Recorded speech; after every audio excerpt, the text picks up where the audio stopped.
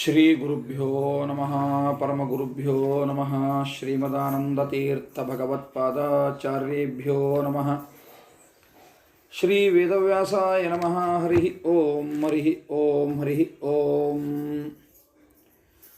ಸಚ್ಚಿದಾನಂದರೂಪಾಯ ವಿಶ್ವೋತ್ಪತ್ತ್ಯಾದಿಹೇತವೇ ತಾಪತ್ರಯ ವಿನಾಶಾಯ ಶ್ರೀಕೃಷ್ಣಾಯ ವಯಂ ನುಮಃ ಯಂ ಪ್ರವ್ರಜಂತಮನುಪೇತಮಪೇತಕೃತ್ಯಂ ದ್ವೈಪಾಯನೋ ವಿರಹಕಾತರ ಆಜುಹಾವ ಪುತ್ರೇತಿ ತನ್ಮಯತಯಾ ತರವೋಪಿ ನೇದುಃ ತಂ ಸರ್ವಭೂತಹೃದಯಂ ಮುನಿಮಾನತೋಸ್ಮಿ ನೈಮಿಷೇ ಸೂತಮಾಸೀನಂ ಅಭಿವಾದ್ಯ ಮಹಾಮತಿಂ ಕಥಾಮೃತರಸಾಸ್ವಾದ ಕುಶಲಃ ಶೌನಕೋಬ್ರವೀತ್.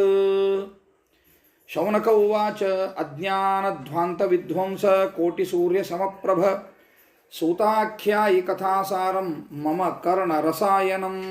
ಹರಿ ಓಂ. ಅಧಿಕ ಮಾಸದ ಶುದ್ಧ ದ್ವಾದಶಿಯ ಈ ಪರ್ವಕಾಲದಂದು ಭಾಗವತದ ಮಹಾತ್ಮೆಯ ಕುರಿತಾಗಿ ಇರುವ ಸುಂದರ ಕಥೆಯನ್ನು ತಿಳಿಯುವಂತಹ ಪ್ರಯತ್ನವನ್ನು ಮಾಡೋಣ. ದ್ವಾದಶಿ ದಿವಸ ಶ್ರೀಮದ್ ಭಾಗವತವನ್ನು ಹೇಳುವಂತಹ ಸಂಪ್ರದಾಯ ಇಲ್ಲ. ಕಾರಣ ಸೂತಾಚಾರ್ಯರು ಈ ದೇಹವನ್ನು ಬಿಟ್ಟು ತೊಲಗಿರತಕ್ಕಂತಹ ದಿವಸ ದ್ವಾದಶಿ. ಅದು ಯಾವ ದ್ವಾದಶಿ ಅಂತ ಯಾರಿಗೂ ಗೊತ್ತಿಲ್ಲ ಅನ್ನೋ ಕಾರಣದಿಂದ ಅವರ ಒಂದು ಸ್ಮರಣಾರ್ಥವಾಗಿ ಯಾರೂ ದ್ವಾದಶಿ ದಿವಸ ಭಾಗವತವನ್ನು ಹೇಳುವಂಥದ್ದನ್ನು ಸಂಪ್ರದಾಯದಲ್ಲಿ ಇಟ್ಕೊಂಡಿಲ್ಲ.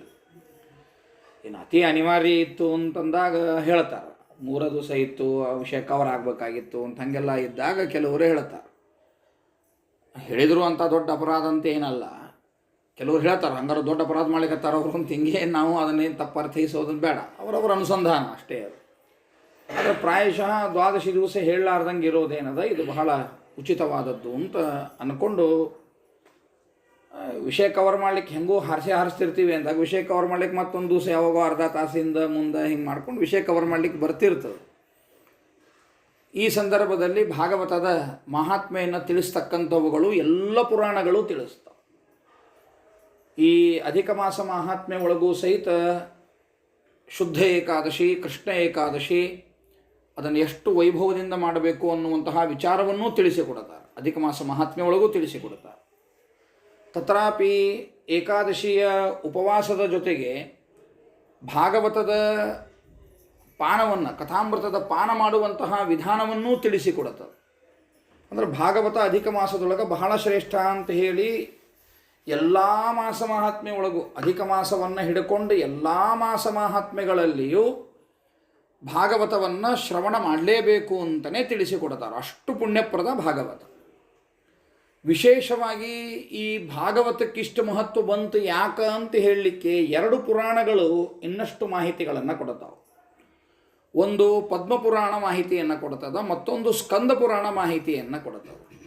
ಸಪ್ತಾಹ ವಿಧಿಗಳನ್ನು ಹೆಂಗೆ ಮಾಡಬೇಕು, ಸಪ್ತಾಹ ವಿಧಿ ಎಷ್ಟದ, ಅದರದ್ದು ಉದ್ಯಾಪನೆ ಹೆಂಗೆ ಮಾಡಬೇಕು ಮೊದಲಾದ ವಿಷಯಗಳನ್ನೆಲ್ಲ ಸ್ಕಂದ ಪುರಾಣ ತಿಳಿಸಿಕೊಡುತ್ತೆ.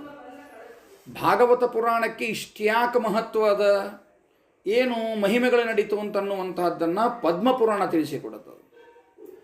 ಪದ್ಮಪುರಾಣ ತಿಳಿಸಿಕೊಟ್ಟ ಭಾಗವತ ಮಹಾತ್ಮ್ಯ ಅಂತಲೇ ಅದರದೊಂದು ಭಾಗ ಅದು.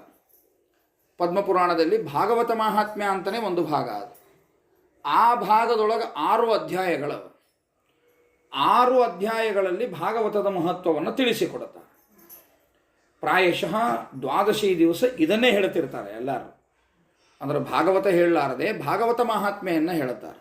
ಪದ್ಮಪುರಾಣದ್ದೇ ವಿಶೇಷವಾಗಿ ಹೇಳುತ್ತಿರ್ತಾರೆ. ನಮಗೂ ಈಗ ಹೆಂಗಿದ್ರು 2 ದ್ವಾದಶಿಗಳು ಬಂದಾವು. 2 ದ್ವಾದಶಿಗಳ ಮಧ್ಯದಲ್ಲಿ ಒಂದು ದ್ವಾದಶಿ 3 ಅಧ್ಯಾಯದ ಕಥೆಯನ್ನು ಹೇಳೋಣ. ಮುಂದಿನ ದ್ವಾದಶಿ ಮತ್ತು 3 ಅಧ್ಯಾಯಗಳ ಚರಿತ್ರೆಯನ್ನು ತಿಳ್ಕೊಂಡ್ವಿ ಅಂದರೆ ಭಾಗವತ ಮಹಾತ್ಮೆಯನ್ನು ಪೂರ್ತಿ ತಿಳಿದಂಗಾಗ್ತದೆ. ಭಾಗವತ ತಿಳಿಯುವುದರ ಜೊತೆಗೆ ಭಾಗವತದ ಮಹತ್ವವನ್ನು ತಿಳಿದಾಗ ಇನ್ನಷ್ಟು ವೈಶಿಷ್ಟ್ಯ ಬರುತ್ತದೆ.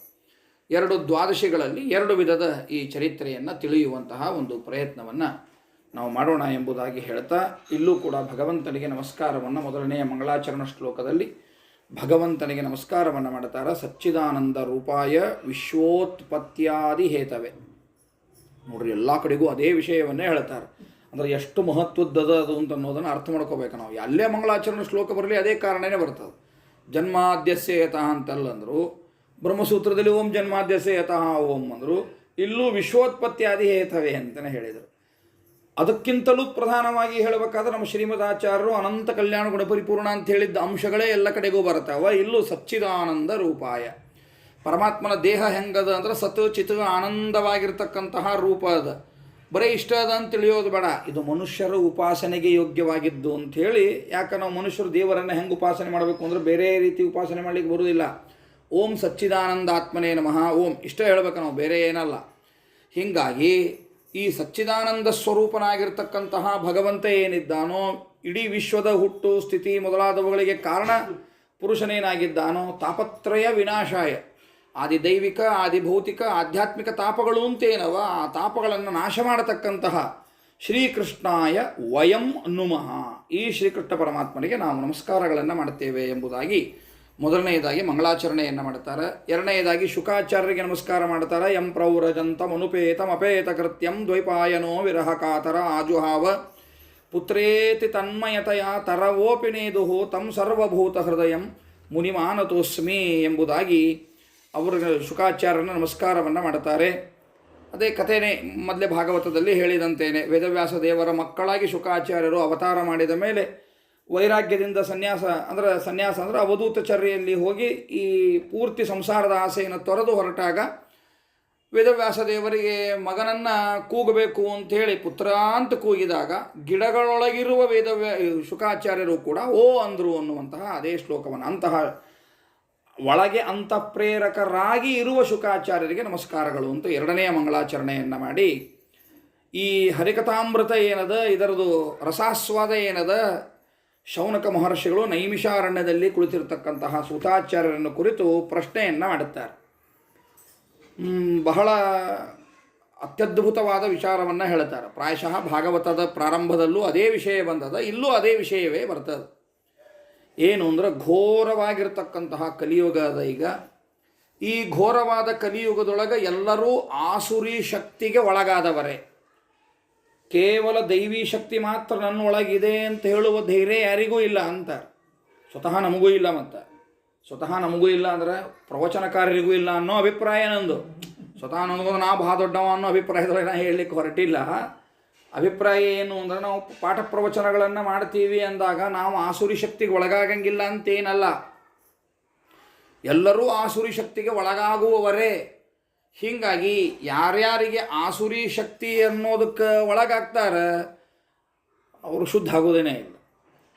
ಎಷ್ಟೆಷ್ಟು ಆಸುರಿ ಶಕ್ತಿ ನಮ್ಮ ಒಳಗೆ ಬರ್ಕೋತ ಬರ್ತದೆ ಅಷ್ಟಷ್ಟು ಅಶುದ್ಧಿ ಹಾಕ್ಕೋತ ಹೋಗ್ತೀವಿ. ಹೀಗಾಗಿ ಇಡೀ ಪ್ರಪಂಚ ಕಲಿಯುಗದೊಳಗೆ ಇಡೀ ಪ್ರಪಂಚ ಏನಾಗಿರ್ತದೆ ಅಂದ್ರೆ ಅಶುದ್ಧಿಗೆ ಒಳಗಾಗಿರ್ತದೆ. ಹಾಗಂದ್ರೆ ಇದನ್ನು ಶುದ್ಧ ಮಾಡತಕ್ಕಂತಹ ವಿಧಾನ ಯಾವುದು? ಇಡೀ ಜಗತ್ತು ಅಶುದ್ಧಿಯಾಗಿರ್ತದೆ ಅಂತಂದಾಗ ನಾನು ಶುದ್ಧ ಆಗಿರ್ತೀನಿ ಅನ್ನೋ ಧೈರ್ಯ ಯಾರಿಗಾರ ಅದೇನ್ರಿ? ಇಲ್ಲ. ಹೀಗಾಗಿ ಅಶುದ್ಧಿನೇ. ಹಾಗಾದರೆ ಶುದ್ಧಗೊಳಿಸ್ಲಿಕ್ಕೆ ಒಂದು ವಿಧಾನ ಬೇಕಲ್ಲ, ಆ ವಿಧಾನ ಯಾವುದು ಅಂತ ಪ್ರಶ್ನೆಯನ್ನು ಮಾಡುತ್ತಾರೆ. ಅಷ್ಟೇ ಅಲ್ಲ, ಶ್ರೀಕೃಷ್ಣ ಪರಮಾತ್ಮ ನೇರವಾಗಿ ನಮ್ಮ ಮನಸ್ಸಿನೊಳಗೆ ಸ್ಥಾಪನೆ ಆಗಬೇಕು. ಅಂತಹ ಒಂದು ದೊಡ್ಡದಾದ ಸಾಧನೆ ಯಾವುದು ಎಂಬುದಾಗಿ ಕೇಳಿದಾಗ ಸೂತಾಚಾರ್ಯರು ಹೇಳ್ತಾರೆ, ಅಪ್ಪ ಶ್ರೇಷ್ಠವಾದ ಒಂದು ಪುರಾಣ ಅದ, ಅದು ಭಾಗವತ ಪುರಾಣ ಅಂಥೇಳಿ. ಅದರ ಮಹತ್ವ ಭಾಳ ದೊಡ್ಡದದ. ಅದರ ಮಹತ್ವ ಹೇಳ್ತೇನೆ ಕೇಳ್ರಿ, ಭಾಗವತದ ಕಥೆ ಆಮೇಲೆ. ಆದರೆ ಆ ಭಾಗವತದ ಒಂದು ಮಹತ್ವವನ್ನು ತಿಳಿಸಿಕೊಡ್ತೇನೆ ನೋಡ್ರಿ ಅಂತ ಹೇಳ್ತಾರೆ. ಕಾಲವ್ಯಾಲ ಮುಖಗ್ರಾಸ ತ್ರಾಸ ನಿರ್ನಾಶ ಹೇತವೇ ಶ್ರೀಮದ್ ಭಾಗವತಂ ಶಾಸ್ತ್ರಂ ಕಲವು ಕೀರೇಣ ಭಾಷಿತಂ ಎಂಬುದಾಗಿ ಹೇಳ್ತಾರೆ. ಎಲ್ಲರೂ ಮೃತ್ಯು ಎನ್ನುವಂತಹ ಕಾಳ ಸರ್ಪಕ್ಕೆ ಸಿಕ್ಕವರೇ, ಆ ಬಾಯಿ ಒಳಗೆ ಸಿಕ್ಕವರ. ಮೃತ್ಯು ಅನ್ನೋದೇ ಒಂದು ದೊಡ್ಡ ಹಾವು. ಆ ಹಾವಿನ ಬಾಯಾಗ ಎಲ್ಲರೂ ಇದ್ದವ್ರೆ. ವಾ ಏನು ಭಾಳ ಅಂದರೆ 2026 ಒಂದಿಷ್ಟು ಜನ, 27 ಒಂದಿಷ್ಟು ಜನ, 28 ಒಂದಿಷ್ಟು ಜನ, ವಾಟ್ ಎಲ್ಲರೂ ಒಂದು ಡೇಟ್ ಬರೋದನ್ನ ಅವ್ರದ್ದು ಗಾಡಿ ಮೇಲೆ ಒಂದು ಡೇಟ್ ಬೀಳೋದನ್ನ ಫಿಕ್ಸ್ ಅದು. ಈ ರೀತಿಯಾಗಿ ಇದ್ದಾಗ ಇದರಿಂದ ಪಾರಾಗತಕ್ಕಂತಹ ಒಂದು ದಾರಿ ಯಾವುದು ಅಂದರೆ ಅದು ಶ್ರೀಮದ್ ಭಾಗವತ. ಶುಕಾಚಾರ್ಯರು ಹೇಳಿದ್ದು ಅಂತಃಕರಣ ಶುದ್ಧಿಗೆ ಶ್ರೀಮದ್ ಭಾಗವತವನ್ನು ಬಿಟ್ಟರೆ ಬೇರೆ ಇನ್ಯಾವ ಪುರಾಣಗಳು ಕೂಡ ಸಿಗಲಿಕ್ಕೆ ಸಾಧ್ಯ ಇಲ್ಲ. ಇಂತಹ ಶ್ರೀಮದ್ ಭಾಗವತ ಪುರಾಣ ಏನಿದೆ ಇದು ಎಲ್ಲರಿಗೂ ಸಿಗ್ತದೆ ಅಂತ ತಿಳಿಬೇಡ್ರಿ ಅಂತಾರೆ. ಭಾಗವತದ ಕಥಾಮೃತವನ್ನು ತಿಳಿಲಿಕ್ಕೆ ಎಲ್ಲರಿಗೂ ಈ ಅದೃಷ್ಟ ಸಿಗ್ತದೆ ಅಂತ ತಿಳಿಬೇಡ್ರಿ. ಜನ್ಮ ಜನ್ಮಾಂತರಗಳಲ್ಲಿ ಬಹಳ ಪುಣ್ಯ ಸಂಪಾದನೆ ಮಾಡಿದವರು ಯಾರಿದ್ದಾರೋ ಅವರಿಗೆ ಮಾತ್ರ ಭಾಗವತದ ಕಥಾಶ್ರವಣದ ಪುಣ್ಯ ದೊರಕ್ತದೆ. ಅದು ನಾವೆಂಥ ಅದೃಷ್ಟವಂತರು ಅಂತ ನಾವು ಯೋಚನೆ ಮಾಡಬೇಕೀಗ. ಯಾಕಂದ್ರೆ ದೇವರು ನಮ್ಮನ್ನು ಹೆಂಗೆ ಹುಟ್ಟಿಸಿದ, ನಾವೇನು ದೇವ್ರಿಗೆ ಕೇಳ್ಕೊಂಡೇ ಹುಟ್ಟಿಲ್ಲ, ಏನಿಲ್ಲ.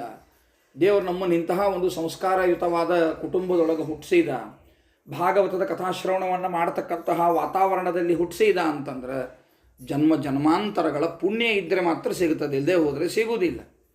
ಖರೆ ಹಂಗೆ ನೋಡಿದರೆ ನಮ್ಮ ಕರ್ನಾಟಕದೊಳಗೆ ಭಾಗವತದ ಬಗ್ಗೆ ಶ್ರದ್ಧೆ ಕಡಿಮೆ ಅನ್ನಿಸ್ತದೆ.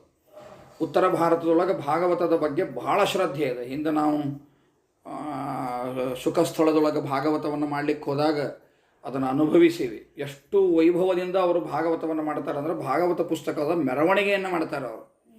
ಆ ಸಮಯದೊಳಗೆ ನಂದೊಂದೇ ಭಾಗವತ ನಡೀತು ಅಂತಲ್ಲ, ನಮ್ಮದು ಭಾಗವತ ನಡೀತು.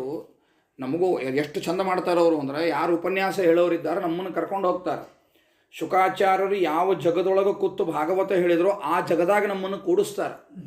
ನಮ್ಮನ್ನು ಕೂಡಿಸಿ ನಮಗದು ಗಂಧ ಹಚ್ಚಿ ಅದನ್ನೆಲ್ಲ ಏನು ಪೇಟ ಹಾಕಬೇಕು ಅದನ್ನೆಲ್ಲ ಹಾಕಿ ಶುಕಾಚಾರ್ಯರು ಎಲ್ಲಿ ಭಾಗವತ ಪುಸ್ತಕ ಇಟ್ಟಿದ್ರು ಅಲ್ಲಿ ಭಾಗವತ ಪುಸ್ತಕ, ನಾವು ಹೇಳುವಂಥ ಭಾಗವತ ಪುಸ್ತಕವನ್ನು ಅಲ್ಲಿಟ್ಟು ಅದಕ್ಕೆ ಪೂಜೆ ಮಾಡಿ ಅದನ್ನು ನಮ್ಮ ತಲೆ ಮೇಲೆ ಕೊಡ್ತಾರೆ.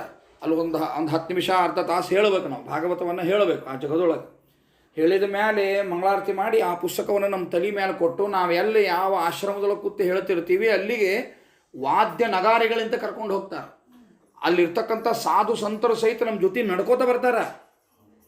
ಅವ್ರಿಗೇನು ಸಂಬಂಧ ಇರೋದಿಲ್ಲ, ನಮ್ಮ ಭಾಷೆ ಅವ್ರಿಗೆ ಬರೋದಿಲ್ಲ, ಅವ್ರ ಭಾಷೆ ನಮಗೇನು ಬರ್ತಿರೋದಿಲ್ಲ. ಆದರೆ ಅವ್ರಿಗೆ ಭಾಗವತ ಅಂದರೆ ಅಷ್ಟು ಶ್ರದ್ಧಾದಿಂದ ಪಾಪ ಬರ್ತಾರೆ. ನಮ್ಮ ಭಾಷಾ ತಿಳಿಯಂಗಿಲ್ಲ ಅನ್ನೋ ಕಾರಣಕ್ಕೆ ಮತ್ತು ಅದೇನೋ ವ್ಯವಸ್ಥೆಗಳಿರ್ತಾವೆ ಅನ್ನೋ ಕಾರಣಕ್ಕೆ ಮುಂದಿನ ದಿನಗಳಲ್ಲಿ ಉಪನ್ಯಾಸಕ್ಕೆ ಎಟ್ಟು ಬರ್ತಾರೋ ಎಟ್ಟು ಬರೋಂಗಿಲ್ಲ. ಮುಂದಿಂದು ಭಾಗವತದ ಮಂಗಳದ ದಿವಸ ಮಾತ್ರ ತಪ್ಪದೇ ಹಾಜರಾಗ್ತಾರೆ ಅವರು. ಅದರ ಪ್ರಸಾದವನ್ನು ಸ್ವೀಕಾರ ಮಾಡ್ತಾರೆ ಅವರು. ಭಾಗವತ ಮಂಗಳದ ಪ್ರಸಾದ ಇದು ಅಂತ ಸ್ವೀಕಾರ ಮಾಡ್ತಾರೆ. ಇದು ನಾವು ಹೋದಲ್ಲೇ ನೋಡಿದ ಅನುಭವ ಇದು. ಇನ್ನು ಹಾಗೆ ನಾವು ಸಂಚಾರ ಮಾಡ್ಕೋತ ಹೊರಟಾಗ ಬೇರೆ ಬೇರೆ ಕಡೆಗೆ ಹೆಂಗಿತ್ತು ಅವ್ರು ತಮ್ಮ ಭಾಷೆಯಲ್ಲಿ ಹೇಳುವಂತಹ ಸಾಧುಗಳೇನಲ್ಲಿ ಭಾಗವತವನ್ನು ಹೇಳೋರಿದ್ದಾರೆ. ಹೆಂಗೆ ವ್ಯವಸ್ಥೆ ಅಂದ್ರೆ ಹೊರಗೆಲ್ಲ ಊಟದ ವ್ಯವಸ್ಥೆ ಫಿಕ್ಸು. ಅಲ್ಲಿ ಅಡುಗೆ ಮಾಡೋರು ಇದ್ದೇ ಇರ್ತಾರೆ, ಊಟ ಮಾಡೋರು ಇದ್ದೇ ಇರ್ತಾರೆ. ಈ ಕಡೆಗೆ ಭಾಗವತದ ಕಥೆ ನಡೀತಾನೇ ಇರ್ತದೆ, ನಿರಂತರ ನಡೀತಾ ಇರ್ತದೆ. ಅಂದ್ರೆ ಉತ್ತರ ಭಾರತದಲ್ಲಿ ಭಾಗವತದ ಬಗ್ಗೆ ಬಹಳ ಶ್ರದ್ಧೆ ಇದೆ. ಅಂದಾಕ್ಷಣಕ್ಕೆ ದಕ್ಷಿಣ ಭಾರತದಲ್ಲಿ ಇಲ್ಲ ಅಂತ ಅರ್ಥ ಅಲ್ಲ. ಕಂಪೇರ್ ಮಾಡಿದಾಗ ಅವರಲ್ಲಿ ಆ ಶ್ರದ್ಧೆ ಹೆಚ್ಚು ಕಾಣಿಸ್ತದೆ. ಹಾಗೆ ನಮ್ಮಲ್ಲೂ ಆ ಶ್ರದ್ಧೆ ಬೇಕು ಅಂತನೋ ಅಭಿಪ್ರಾಯ ಅಷ್ಟೇ. ಆದರೆ ಭಾಗವತದ ಬಗ್ಗೆ ಇಷ್ಟು ಶ್ರದ್ಧೆಯಿಂದ ಪ್ರತಿ ವರ್ಷ ಭಾಗವತವನ್ನು ನಾವು ಕೇಳ್ತೀವಿ ಅಂದರೆ ಅನೇಕ ಜನ್ಮಗಳ ಪುಣ್ಯದ ಫಲವಾಗಿ ದೊರಕ್ತದ ಹೊರತು ಬೇರೆಯವರಿಗೆ ಈ ಭಾಗವತದ ಕಥಾಶ್ರವಣದ ಪುಣ್ಯ ದೊರಕೋದಿಲ್ಲ ಎಂಬುದಾಗಿ ಹೇಳ್ತಾರೆ. ಹಿಂದೇನಾತು ಅಂತ ಒಂದು ಕಥೆ ಹೇಳ್ತಾರೆ. ಶುಕಾಚಾರ್ಯರು ಪರೀಕ್ಷಿತ ಮಹಾರಾಜನಿಗೆ ಶ್ರೀಮದ್ ಭಾಗವತವನ್ನು ಹೇಳಬೇಕು ಅಂತ ಹೊರಟರು. ಪರೀಕ್ಷಿತ ರಾಜನ ಕಡೆಗೆ ಶುಕಾಚಾರ್ಯರು ಬಂದರು. ಇದು ದೇವತೆಗಳಿಗೆಲ್ಲ ಗೊತ್ತಾಯ್ತು. ಪರೀಕ್ಷಿತ ರಾಜ ಇನ್ನು ದೇಹವನ್ನು ಬಿಡ್ತಾನೆ, 7ನೇ ದಿವಸಕ್ಕೆ ಅವನಿಗೆ ಮರಣ ಇದೆ ಅಂತ ಗೊತ್ತದ. ಅದಕ್ಕಾಗಿ ಶುಕಾಚಾರ್ಯರು ಬಂದರು ಅಂದ್ರೆ ಭಾಗವತ ಹೇಳ್ತಾರೆ ಅಂತ ಗೊತ್ತವರಿಗೆ, ದೇವತೆಗಳಿಗೆಲ್ಲ ಗೊತ್ತು. ಹೀಗಾಗಿ ದೇವತೆಗಳೆಲ್ಲ ಬಂದರು. ಶುಕಾಚಾರ್ಯರ ಮುಂದೆ ಅಮೃತ ಕಲಶವನ್ನು ಹಿಡ್ಕೊಂಡು ನಿಂತರು. ಸಮುದ್ರ ಮಥನ ಮಾಡಿದಾಗ ಏನು ಅಮೃತ ಬಂದಿತ್ತೋ ಆ ಅಮೃತದ ಕಲಶವನ್ನು ಹಿಡ್ಕೊಂಡು ನಿಂತುಕೊಂಡ್ರು. ಕೇಳಿದರು ಶುಕಾಚಾರ್ಯರಿಗೆ, ನೋಡ್ರಿ ಇದು ಅಮೃತದ ಕಲಶ, ಇದನ್ನು ನಿಮಗೆ ಕೊಡ್ತೀನಿ, ನೀವು ಕುಡಿರಿ, ಪರೀಕ್ಷಿತ ಮಹಾರಾಜನಿಗೆ ಕುಡಿಸ್ರಿ. ಅದು ನೀವೇನು ಪರೀಕ್ಷಿತ ಮಹಾರಾಜನಿಗೆ ಶ್ರೀಮದ್ ಭಾಗವತವನ್ನು ಹೇಳ್ತೀರಿ, ಆ ಭಾಗವತ ಕಥಾಮೃತ ರಸವನ್ನು, ಆ ಅಮೃತವನ್ನು ನಮಗೆ ಕೊಡ್ರಿ, ಪರೀಕ್ಷಿತನಿಗೆ ಕೊಡಬೇಡ್ರಿ ಎಂದರು ದೇವತೆಗಳು. ಕುಡಿರಿ, ನೀವು ಅಮೃತವನ್ನು ಕುಡಿರಿ ಇದನ್ನು, ಆದರೆ ಆ ಭಾಗವತಾಮೃತವನ್ನು ನಮಗೆ ಕೊಡ್ರಿ ಅಂತ. ದೇವತೆಗಳು ಬಂದು ಅಮೃತವನ್ನು ತಗೋರಿ ಅಂತಂದಾಗ ಯಾರಾದರೂ ಇಲ್ಲಂತಾರೇನ್ರಿ? ನಾವು ನೀವು ಆಗಿದ್ರೆ ಹುನ ಅಂದ್ಬಿಡ್ತಿದ್ವಿ, ಕೊಡೋ ಮರಾಯ, ಮರಣ ಅನ್ನೋದೇ ಇರುವುದಿಲ್ಲ, ಭಾಳ ಚಲೋ ಅದ ಕೊಡು ಅಂತ ಹೇಳ್ತಿದ್ವಿ ನಾವು. ಆದರೆ ಶುಕಾಚಾರ್ಯರು ಅಂತಾರೆ, ಇಲ್ಲ, ನಾನು ಅದನ್ನು ಎಕ್ಸ್ಚೇಂಜ್ ಮಾಡೋದಿಲ್ಲ ಅಂತಾರೆ. ಯಾಕೆ ಅಂತ ಕೇಳ್ತಾರೆ ದೇವತೆಗಳು. ಪರೀಕ್ಷಿತ ರಾಜ ಇರುವಾಗಲೇ ಇದು ಯಾಕೆ ಅಂತಾರೆ ದೇವತೆಗಳು, ನಿಮ್ಮ ಅಮೃತದ ಒಂದು ತೂಕ ಬೇರೆಯೇ, ಭಾಗವತದ ಕಥಾಮೃತದ ಒಂದು ತೂಕವೇ ಬೇರೆಯೇ. ಎರಡೂ ತಕ್ಕಡಿ ಒಳಗಿಡುವಂತಹ ವಸ್ತುಗಳೇ ಅಲ್ಲ. ವಿನಿಮಯ ಮಾಡಬೇಕಾದ್ರೆ ಸೇಮ್ ಇರಬೇಕು, ಹೌದಲ್ಲ? ನೀ 100 ರೂಪಾಯಿಗೆ ಏನು ಕೊಡ್ತೀಯ ಆ 100 ರೂಪಾಯಿದು ವ್ಯಾಲ್ಯೂ ಎಟ್ಟದ ಅಟ್ಟೆ ಕೊಡ್ತಾನವ. ಯಾವ ಸಾಮಾನದ ಅದನ್ನು 1000 ರೂಪಾಯಿದು ಕೊಡೋದಿಲ್ಲ, ನೀನು 100 ರೂಪಾಯಿಗೆ ಎಷ್ಟು ಬೇಕೋ ಅಟ್ಟೆ ಕೊಡ್ತಾನವ.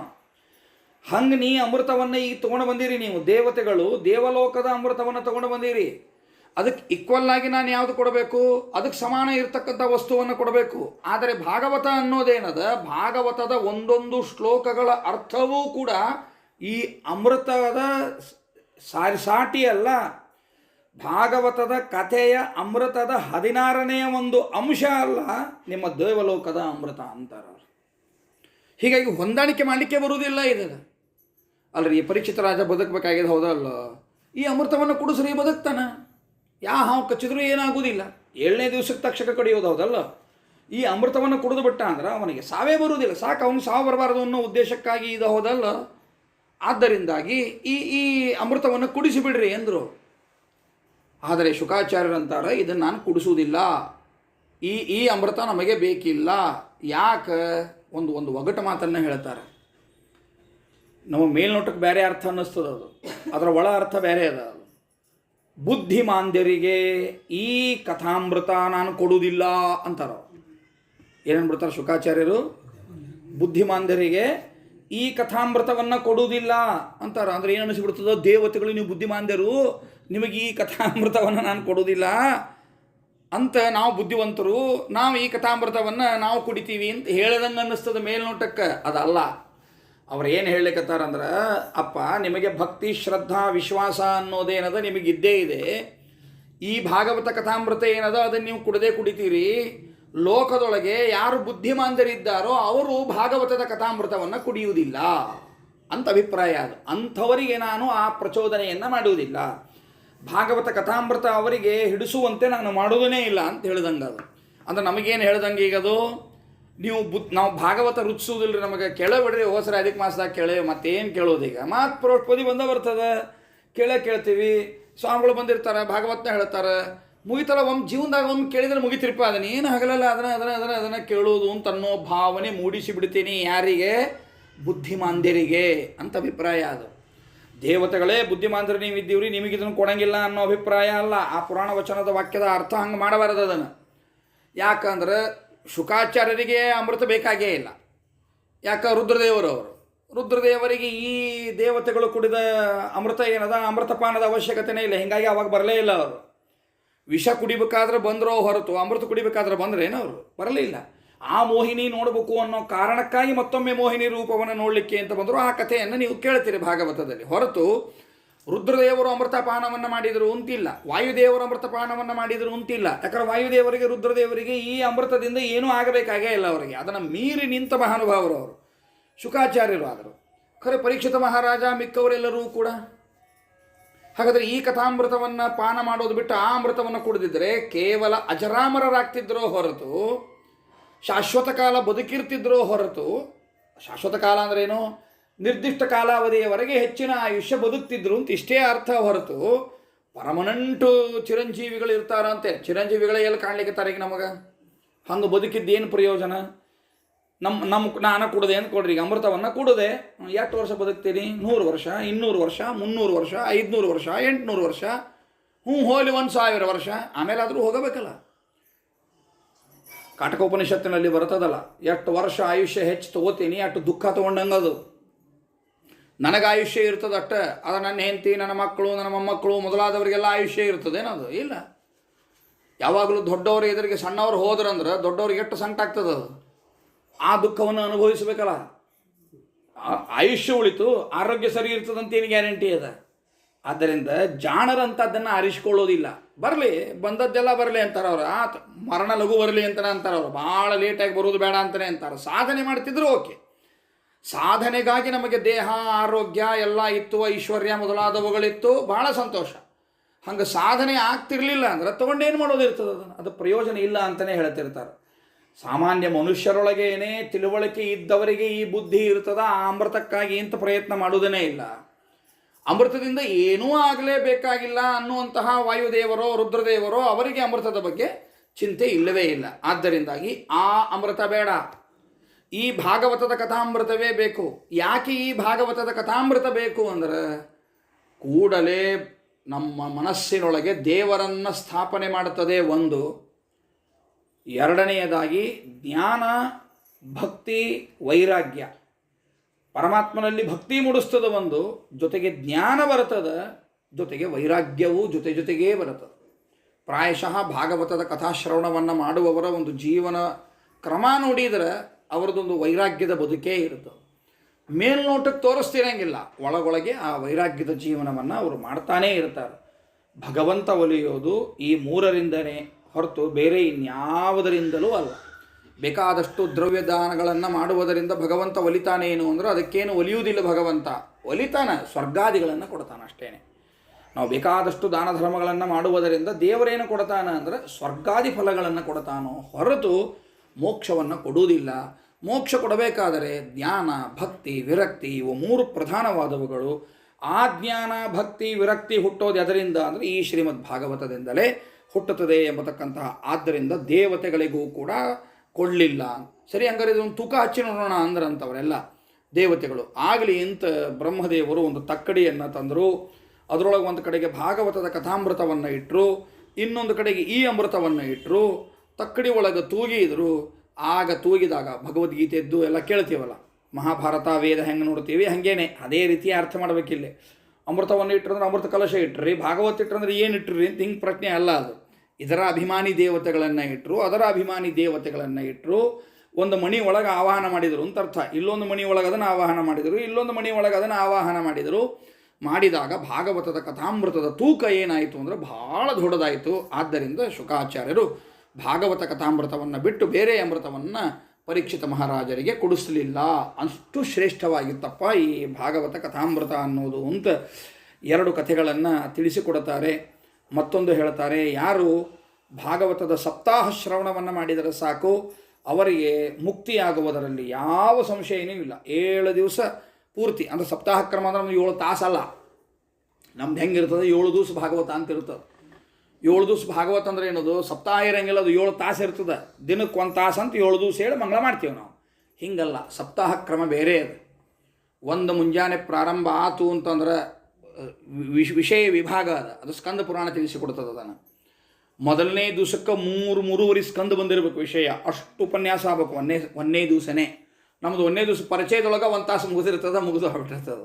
ಅದಲ್ಲ, ಸಪ್ತಾಹ ಕ್ರಮ ಅಂದರೆ ಬೇರೆ ಅದ. 7 ದಿವಸಗಳಲ್ಲಿ ಇಷ್ಟು ವಿಷಯಗಳನ್ನು ಕವರ್ ಮಾಡಬೇಕು ಅಂತದ. ಒಬ್ಬನ ವಿದ್ವಾಂಸ ಹೇಳೋದಲ್ಲ, 3-4 ಬೇರೆ ವಿದ್ವಾಂಸರನ್ನು ಕೂಡಿಸ್ಕೊಂಡು ಹೇಳಬೇಕು ಅಂತದ. ಜೊತೆಗೆ ಪುಸ್ತಕವನ್ನು ಇಟ್ಟುಕೊಂಡು ಪುಸ್ತಕ ಪೂಜೆ ಮಾಡಿ ಸಂಕಲ್ಪಪೂರ್ವಕವಾಗಿ 7 ದಿವಸ ಉಪವಾಸವೋ ಅಥವಾ ಫಲಾಹಾರವೋ ಹೀಗೆ ಒಂದು ಸಂಕಲ್ಪ ಮಾಡಿ ಶ್ರೀಮದ್ ಭಾಗವತವನ್ನು ಕೇಳಬೇಕು ಅಂತದ. ವಿದ್ವಾಂಸರನ್ನು ಕೂಡಿಸ್ಕೊಂಡ ಯಾಕೆ ಹೇಳಬೇಕು ಅಂದ್ರೆ ಭಾಗ ಹೇಳುವಾಗ ಗಂಟ್ಲ ಆಯಾಸ ಆತೋ ಅಥವಾ ಏನೋ ಮರೀತೋ ಏನಾಗ್ತಾವೋ ಹೇಳಿಕ್ಕೆ ಬರೋಂಗಿಲ್ಲ. ಆ ಹೊತ್ತಿನೊಳಗೆ ನೆನಪು ಮಾಡಿ ಆ ವಿಷಯವನ್ನು ಕರೆಕ್ಟ್ ಮುಂದುವರಿಸ್ಬೇಕು ಅಂತ ಬೇರೆ ವಿದ್ವಾಂಸರು ಇರಬೇಕಲ್ಲೇ. ಅರ್ಥ ಆಯ್ತಾ? ಯಾಕಂದ್ರೆ ಭಾಗವತ ಹೇಳೋ ವ್ಯಕ್ತಿಗಿಂತಲೂ ಪ್ರಧಾನವಾದದ್ದು ಯಾವುದಲ್ಲೇ ಭಾಗವತದ ಕಥಾಮೃತ. ಅದಕ್ಕೆ ವ್ಯತ್ಯಾಸ ಆಗಬಾರದು ಅನ್ನೋ ಕಾರಣಕ್ಕಾಗಿ ಆ ಕ್ರಮದೊಳಗೆ ಸಪ್ತಾಹವನ್ನು ಮಾಡಿದಾಗ ಮೋಕ್ಷ ಸಿಗುವುದರಲ್ಲಿ ಸಂಶಯವೇ ಇಲ್ಲ. ಅಂದರೆ ಭಾಗವತಕ್ಕಾಗೇ ಆ 7 ದಿವಸ ಮೀಸಲಿಡಬೇಕು. 7 ದಿವಸ ಭಾಗವತಕ್ಕನೆ, ಬೇರೆ ಯಾವುದೂ ಇಲ್ಲ. ಎದ್ದಾಗಿಂದ ಹಿಡ್ಕೊಂಡು ರಾತ್ರಿ ಮಲಗುವವರೆಗೂ ಭಾಗವತದ ಕಥಾಶ್ರವಣವನ್ನು ಮಾಡೋದೇ ಇದು ಸಪ್ತಾಹ ಕ್ರಮ ಅಂತ ಕರೀತಾರೆ. ಈ ಸಪ್ತಾಹ ಕ್ರಮವನ್ನು ಮಾಡಿದವರಿಗೆ ಶ್ರೇಷ್ಠವಾದ ಮುಕ್ತಿಯನ್ನು ಭಗವಂತ ಕೊಡ್ತಾನೆ, ಸಂಶಯ ಇಲ್ಲ. ಹಿಂದೆ ನಾರದರು ಸಾಕ್ಷಾತ್ ಬ್ರಹ್ಮದೇವರಿಂದಲೇ ನಾರದರು ಭಾಗವತವನ್ನು ಕೇಳಿದ್ರು. ಆದರೂ ಕೂಡ ಸನಕಾದಿಗಳ ಮುಖಾಂತರ ಸಪ್ತಾಹ ಶ್ರವಣವನ್ನು ನಾರದರು ಮಾಡಿದರು ಅಂತ ಹೇಳ್ತಾರೆ. ಹೇಳಿದ್ಕೊಂಡು ಅವರಿಗೆ ಆಶ್ಚರ್ಯ ಆಗ್ತದೆ, ಏನಿದು ಅಂತಾರೆ. ನಾರದರು ವಾಸ್ತವಿಕ ಸನಕಾದಿಗಳು ನಾರದರು ತಾರತಮ್ಯದೊಳಗಿಟ್ರಿ ಅಂದರೆ ನಾರದರು ದೊಡ್ಡವರು, ಸನಕಾದಿಗಳು ಸಣ್ಣವರು. ಯಾರ್ಯಾರು ದೊಡ್ಡವರು ಇರ್ತಾರೋ ಅವರ ಜ್ಞಾನ ದೊಡ್ಡದೇ ಇರ್ತದೆ. ನಾರದರ ಜ್ಞಾನ ಬಹಳ ದೊಡ್ಡದದು, ಸನಕಾದಿಗಳ ಜ್ಞಾನ ಕಡಿಮೆ ಅದು. ನಾರದರನ್ನು ಸನಕಾದಿಗಳನ್ನು ಕಂಪೇರ್ ಮಾಡಿದಾಗ ಈಗ ಭಾಗವತ ನಾರದರು ಹೇಳಿದರು, ಸನಕಾದಿಗಳು ಶ್ರವಣ ಮಾಡಿದರು ಅಂದರೆ ಒಂದೇನೋ ಹೌದಪ್ಪ ದೊಡ್ಡವರಿದ್ದಾರೆ ಅವ್ರು ಹೇಳಿದರು, ಇವರು ಸಣ್ಣವರಿದ್ದಾರೆ ಅವ್ರು ಕೇಳಿದರು ಅಂತ ಆಗ್ಬೋದಾಯಿತು. ಹಂಗಿಲ್ಲ. ಈಗ ನಾರದರಿಗೆ ಯಾರು ಹೇಳ್ತಾರೆ? ಸನಕಾದಿಗಳು ಕಥೆಯನ್ನು ಹೇಳ್ತಾರೆ. ಭಾಗವತ ಸಪ್ತಾಹವನ್ನು ನಾರದರು ಮಾಡಿಸ್ತಾರೆ. ನಾರದರು ಮಾಡಿಸಿ ಸನಕಾದಿಗಳಿಂದ ಹೇಳಿಸ್ತಾರೆ. ಸನಕಾದಿಗಳು ಹೇಳುತ್ತಾರೆ, ನಾರದರು ಕೇಳುತ್ತಾರೆ. ಏನಿದು ಈ ಪ್ರಸಂಗವನ್ನು ಹೇಳಿದ್ರಲ್ಲ, ಇದೇನು ಆಶ್ಚರ್ಯ ಇದು ಹೇಳ್ರಿ, ಅದರ ವಿಸ್ತಾರವಾಗಿ ಹೇಳ್ರಿ ಎಂಬುದಾಗಿ ಹೇಳಿದಾಗ ಸೂತಾಚಾರ್ಯರು ಹೇಳ್ತಾರೆ, ನೋಡಪ್ಪ ಹಿಂದೊಂದು ಕಥೆ ಹೇಳ್ತೀನಿ ನಿಮ್ಗೆ. ಸನಕಾದಿಗಳೆಲ್ಲ ತೀರ್ಥಯಾತ್ರೆಯನ್ನು ಮಾಡ್ತಾ ಬದರಿ ಯಾತ್ರೆಗೆ ಅಂತ ಬರ್ತಾರೆ. ಬದರಿ ಕ್ಷೇತ್ರ. ಆ ಬದರಿ ಕ್ಷೇತ್ರದಲ್ಲಿ ನಾರದರು ಕುತ್ಕೊಂಡಿರ್ತಾರೆ. ಅವರ ಮುಖದೊಳಗೆ ಯಾವುದೇ ವರ್ಚಸ್ಸು ಇರುವುದಿಲ್ಲ, ಕಳೆ ಇರುವುದಿಲ್ಲ. ಬ್ರಹ್ಮವರ್ಚಸ್ಸಲ್ಲ, ಕಳೆ ಇರುವುದಿಲ್ಲ. ಒಂದು ಉತ್ಸಾಹದ ಕಳೆ ಏನಿದನ್ನು ನಾರದರ ಮುಖದೊಳಗೆ ಏನಿರ್ತದೋ ಅದು ಇರಲಿಲ್ಲ. ಹೀಗಾಗಿ ಪಾಪ ಮುಖ ಬಾಡಿಸ್ಕೊಂಡು ಕೂತಿರ್ತಾರೆ ನಾರದರು. ಅಲ್ಲಿಗೆ ಇವರು ಬರ್ತಾರೆ, ಸನಕಾದಿಗಳು ಕೇಳ್ತಾರೆ, ಯಾಕೆ ನಿಮ್ಮ ಮುಖ ಪೂರ್ತಿ ಬಾಡಿ ಹೋಗ್ಯದ, ನಿಮ್ಮ ನೋಡ್ಲಿಕ್ಕತ್ರ ಎಲ್ಲೋ ರಭಸವಾಗಿ ನೀವು ಓಡಿ ಹೋಗ್ತೀರಿ ಅನ್ನೋ ಹಂಗೆ ಫೇಸ್ ಕಾಣ್ಲಿಕ್ಕತ್ತದ. ನೌಕರಿ ಇದ್ದಾಗ ಇರ್ತದಲ್ಲ, ಯಾರೋ ಮನೆ ಬಂದಿರ್ತಾರೆ, ಹೇ ಬರ್ರಿ ಬರ್ರಿ ಬರ್ರಿ ಅನ್ಕೋತ ವಾಚ್ ಹಾಕ್ಕೊಳ್ಳೋದು, ಮೊಬೈಲ್ ತೊಗೊಂಡೇವು ಅಂಗಿ ಹಾಕ್ಕೊಂಡೇವು ಮಾಡ್ತಿರ್ತೀವಿ. ಸಿಂಬಾಲ್ ಏನದ, ನಾನು ಲಘು ಅರ್ಜೆಂಟ್ ಹೊಂಟೀನಿ ಅಂತ ಹೇಳ್ದಂಗೆ.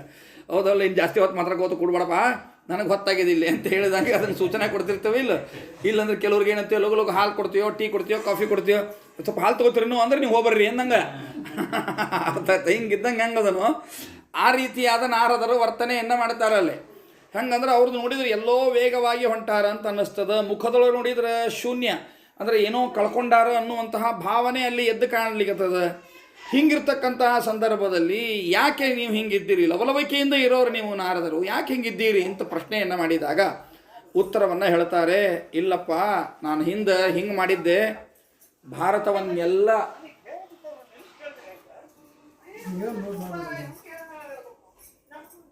ಇವರು ತಮ್ಮ ಲೋಕ ಹರಟಿ ಉಪನ್ಯಾಸ ಹಚ್ಚಿ ಕೇಳ್ತಾರೆ. ಭಾಳ ಹರಟಿ ಜಗಳಾಡ್ತಿರ್ತಾರೆ, ಮತ್ತಲ್ಲೇ ನಂಗೆ ಕೇಳ್ತಿರ್ತಾವು ತಮ್ಮ ಜಗಳ ಇಲ್ಲ ಹಚ್ಚಿ ಕೇಳಿಸ್ತಾರೆ ಅವರು ಎಂತ ಅಲ್ಲ. ಅಟ್ಲೀಸ್ಟ್ ಅದಾದರೂ ಕಾಮನ್ ಸೆನ್ಸ್. ನಮ್ಮ ವಿಷಯ ಅವರಿಗೆ ಹೋಗೋದು ಬೇಡಪ್ಪ ಇನ್ನೊಬ್ರಿಗೆ ಅನ್ನೋದು ಪಾಪ ತಿಳುವಳಿಕೆ ಇರೋಂಗಿಲ್ಲ. ಕುಕ್ಕರ್ ಸೀಟಿ ಹೊಡೆದದ್ದು ಇಟ್ಟಿರೋದು ಇಲ್ಲಿ ನಮಗೇನು ಮಾಡ್ಬೇಕಾಗ್ಯದ, ನೀವು ಅಡುಗೆ ಇಟ್ಟಿರಿ ಅಂತ ಗೊತ್ತಾಗಬೇಕಾಗ್ಯದ. ಏನು ಇರಲಿ, ಅಭಿಪ್ರಾಯ ಹೆಂಗಿರ್ತದೆ ಅದೇ. ಮಂದಾಹ ಸುಮಂದ ಮತಯ ಮಂದಭಾಗ್ಯಾಹಿ ಉಪದ್ರುತ ಅಂತ ಹೇಳಿದ್ದೇ ಹೆಂಗಿರ್ತದೆ. ಸರಿ ಆಗಲಿ. ಅಭಿಪ್ರಾಯ ಏನು ಅಂದ್ರೆ ನಾರದರು ಹೇಳಿಕೆ ಪ್ರಾರಂಭ ಮಾಡ್ತಾರೆ, ಏನಿಲ್ಲಪ್ಪ, ಭಾರತ ಅನ್ನೋದು ಶ್ರೇಷ್ಠವಾದ ಭೂಮಿ, ಅದು ಕರ್ಮಭೂಮಿ ಅಂತ ಕರೆಸಿಕೊಂಡದು. ಆ ಎಲ್ಲ ತೀರ್ಥಕ್ಷೇತ್ರಗಳನ್ನು ಅಡ್ಡಾಳಿಕ್ಕೆ ಪ್ರಾರಂಭ ಮಾಡಿದೆ. ಪುಷ್ಕರಕ್ಕೆ ಹೋದೆ, ಪ್ರಯಾಗಕ್ಕೆ ಹೋದೆ, ಕಾಶಿ, ಗೋದಾವರಿ, ಹರಿದ್ವಾರ, ಕುರುಕ್ಷೇತ್ರ, ಶ್ರೀರಂಗ, ರಾಮೇಶ್ವರ, ಎಲ್ಲ ಕ್ಷೇತ್ರಗಳಿಗೂ ಹೋದೆ. ಒಂದು ಸತ್ಯ ನನಗೆ ಅರ್ಥವಾಯಿತು. ಕಲಿಯುಗದಲ್ಲಿ ಒಂದು ಸತ್ಯ ನನಗೆ ಅರ್ಥವಾಯಿತು. ಏನು ಸತ್ಯನ ಮನದಟ್ಟು ಮಾಡಿಕೊಂಡೆ, ಈ ಎಲ್ಲ ತೀರ್ಥಕ್ಷೇತ್ರಗಳಲ್ಲಿ ಇದು ಇಲ್ಲ, ಏನಿಲ್ಲ. ಸತ್ಯಂ ನಾಸ್ತಿ ತಪಶೌಚಂ ದಯಾದಾನಂ ನ ವಿದ್ಯತೆ ಉದರಂ ಭರಿಣೋ ಜೀವ ವಾರಾಕಾಹ ಕೂಟಭಾಷಿಣಃ. ಯಾವ ಕ್ಷೇತ್ರಕ್ಕೆ ಹೋದರೂ ಇವತ್ತು ಸತ್ಯ ಕಾಣೋದೇ ಇಲ್ಲ. ಸುಳ್ಳು ಸುಳ್ಳು ಸುಳ್ಳು ಸುಳ್ಳು ಟೊಳ್ಳು ಕಥೆಗಳೇ ಎಲ್ಲ ಕಡೆ. ಇವತ್ತು ನೋಡಬರಿ, ನೀವು ಯಾವುದೇ ಕ್ಷೇತ್ರಕ್ಕೆ ಹೋಗ್ರಿ, ನೀವು ಆ ಕ್ಷೇತ್ರದ ಮಹತ್ವವನ್ನು ಪುರಾಣಗಳಲ್ಲಿ ಹೆಂಗೆ ಹೇಳ್ಯಾರೋ ಹಂಗೆ ಇಲ್ಲೇ ಇಲ್ಲ. ತಮ್ಮದ ಒಂದು ಸ್ಥಳ ಪುರಾಣ ಹೊಂಟು ಬಿಡ್ತದೆ. ಅಲ್ಲೇ ಒಂದು ಸತ್ಯ ನಿಮ್ಮ ಕತೆ ಹೊಂಡೋದೇ ಇಲ್ಲ. ನೋಡಿರ್ಬೇಕಾದ್ರೆ ನೀವು ಅದು ಏನೇನೋ ಸುಳ್ಳು ಸುಳ್ಳು ಸುಳ್ಳು ಸುಳ್ಳು ಕಥೆಗಳನ್ನು ಹೇಳ್ತಾರೆ. ಅದೋ ಒಂದು ವೈಭವೀಕರಣ ಆಗಿಬಿಡ್ತದೆ. ಅದನ್ನು ಕೆಡಿಸ್ಲಿಕ್ಕೂ ಇದ್ದಾರೆ.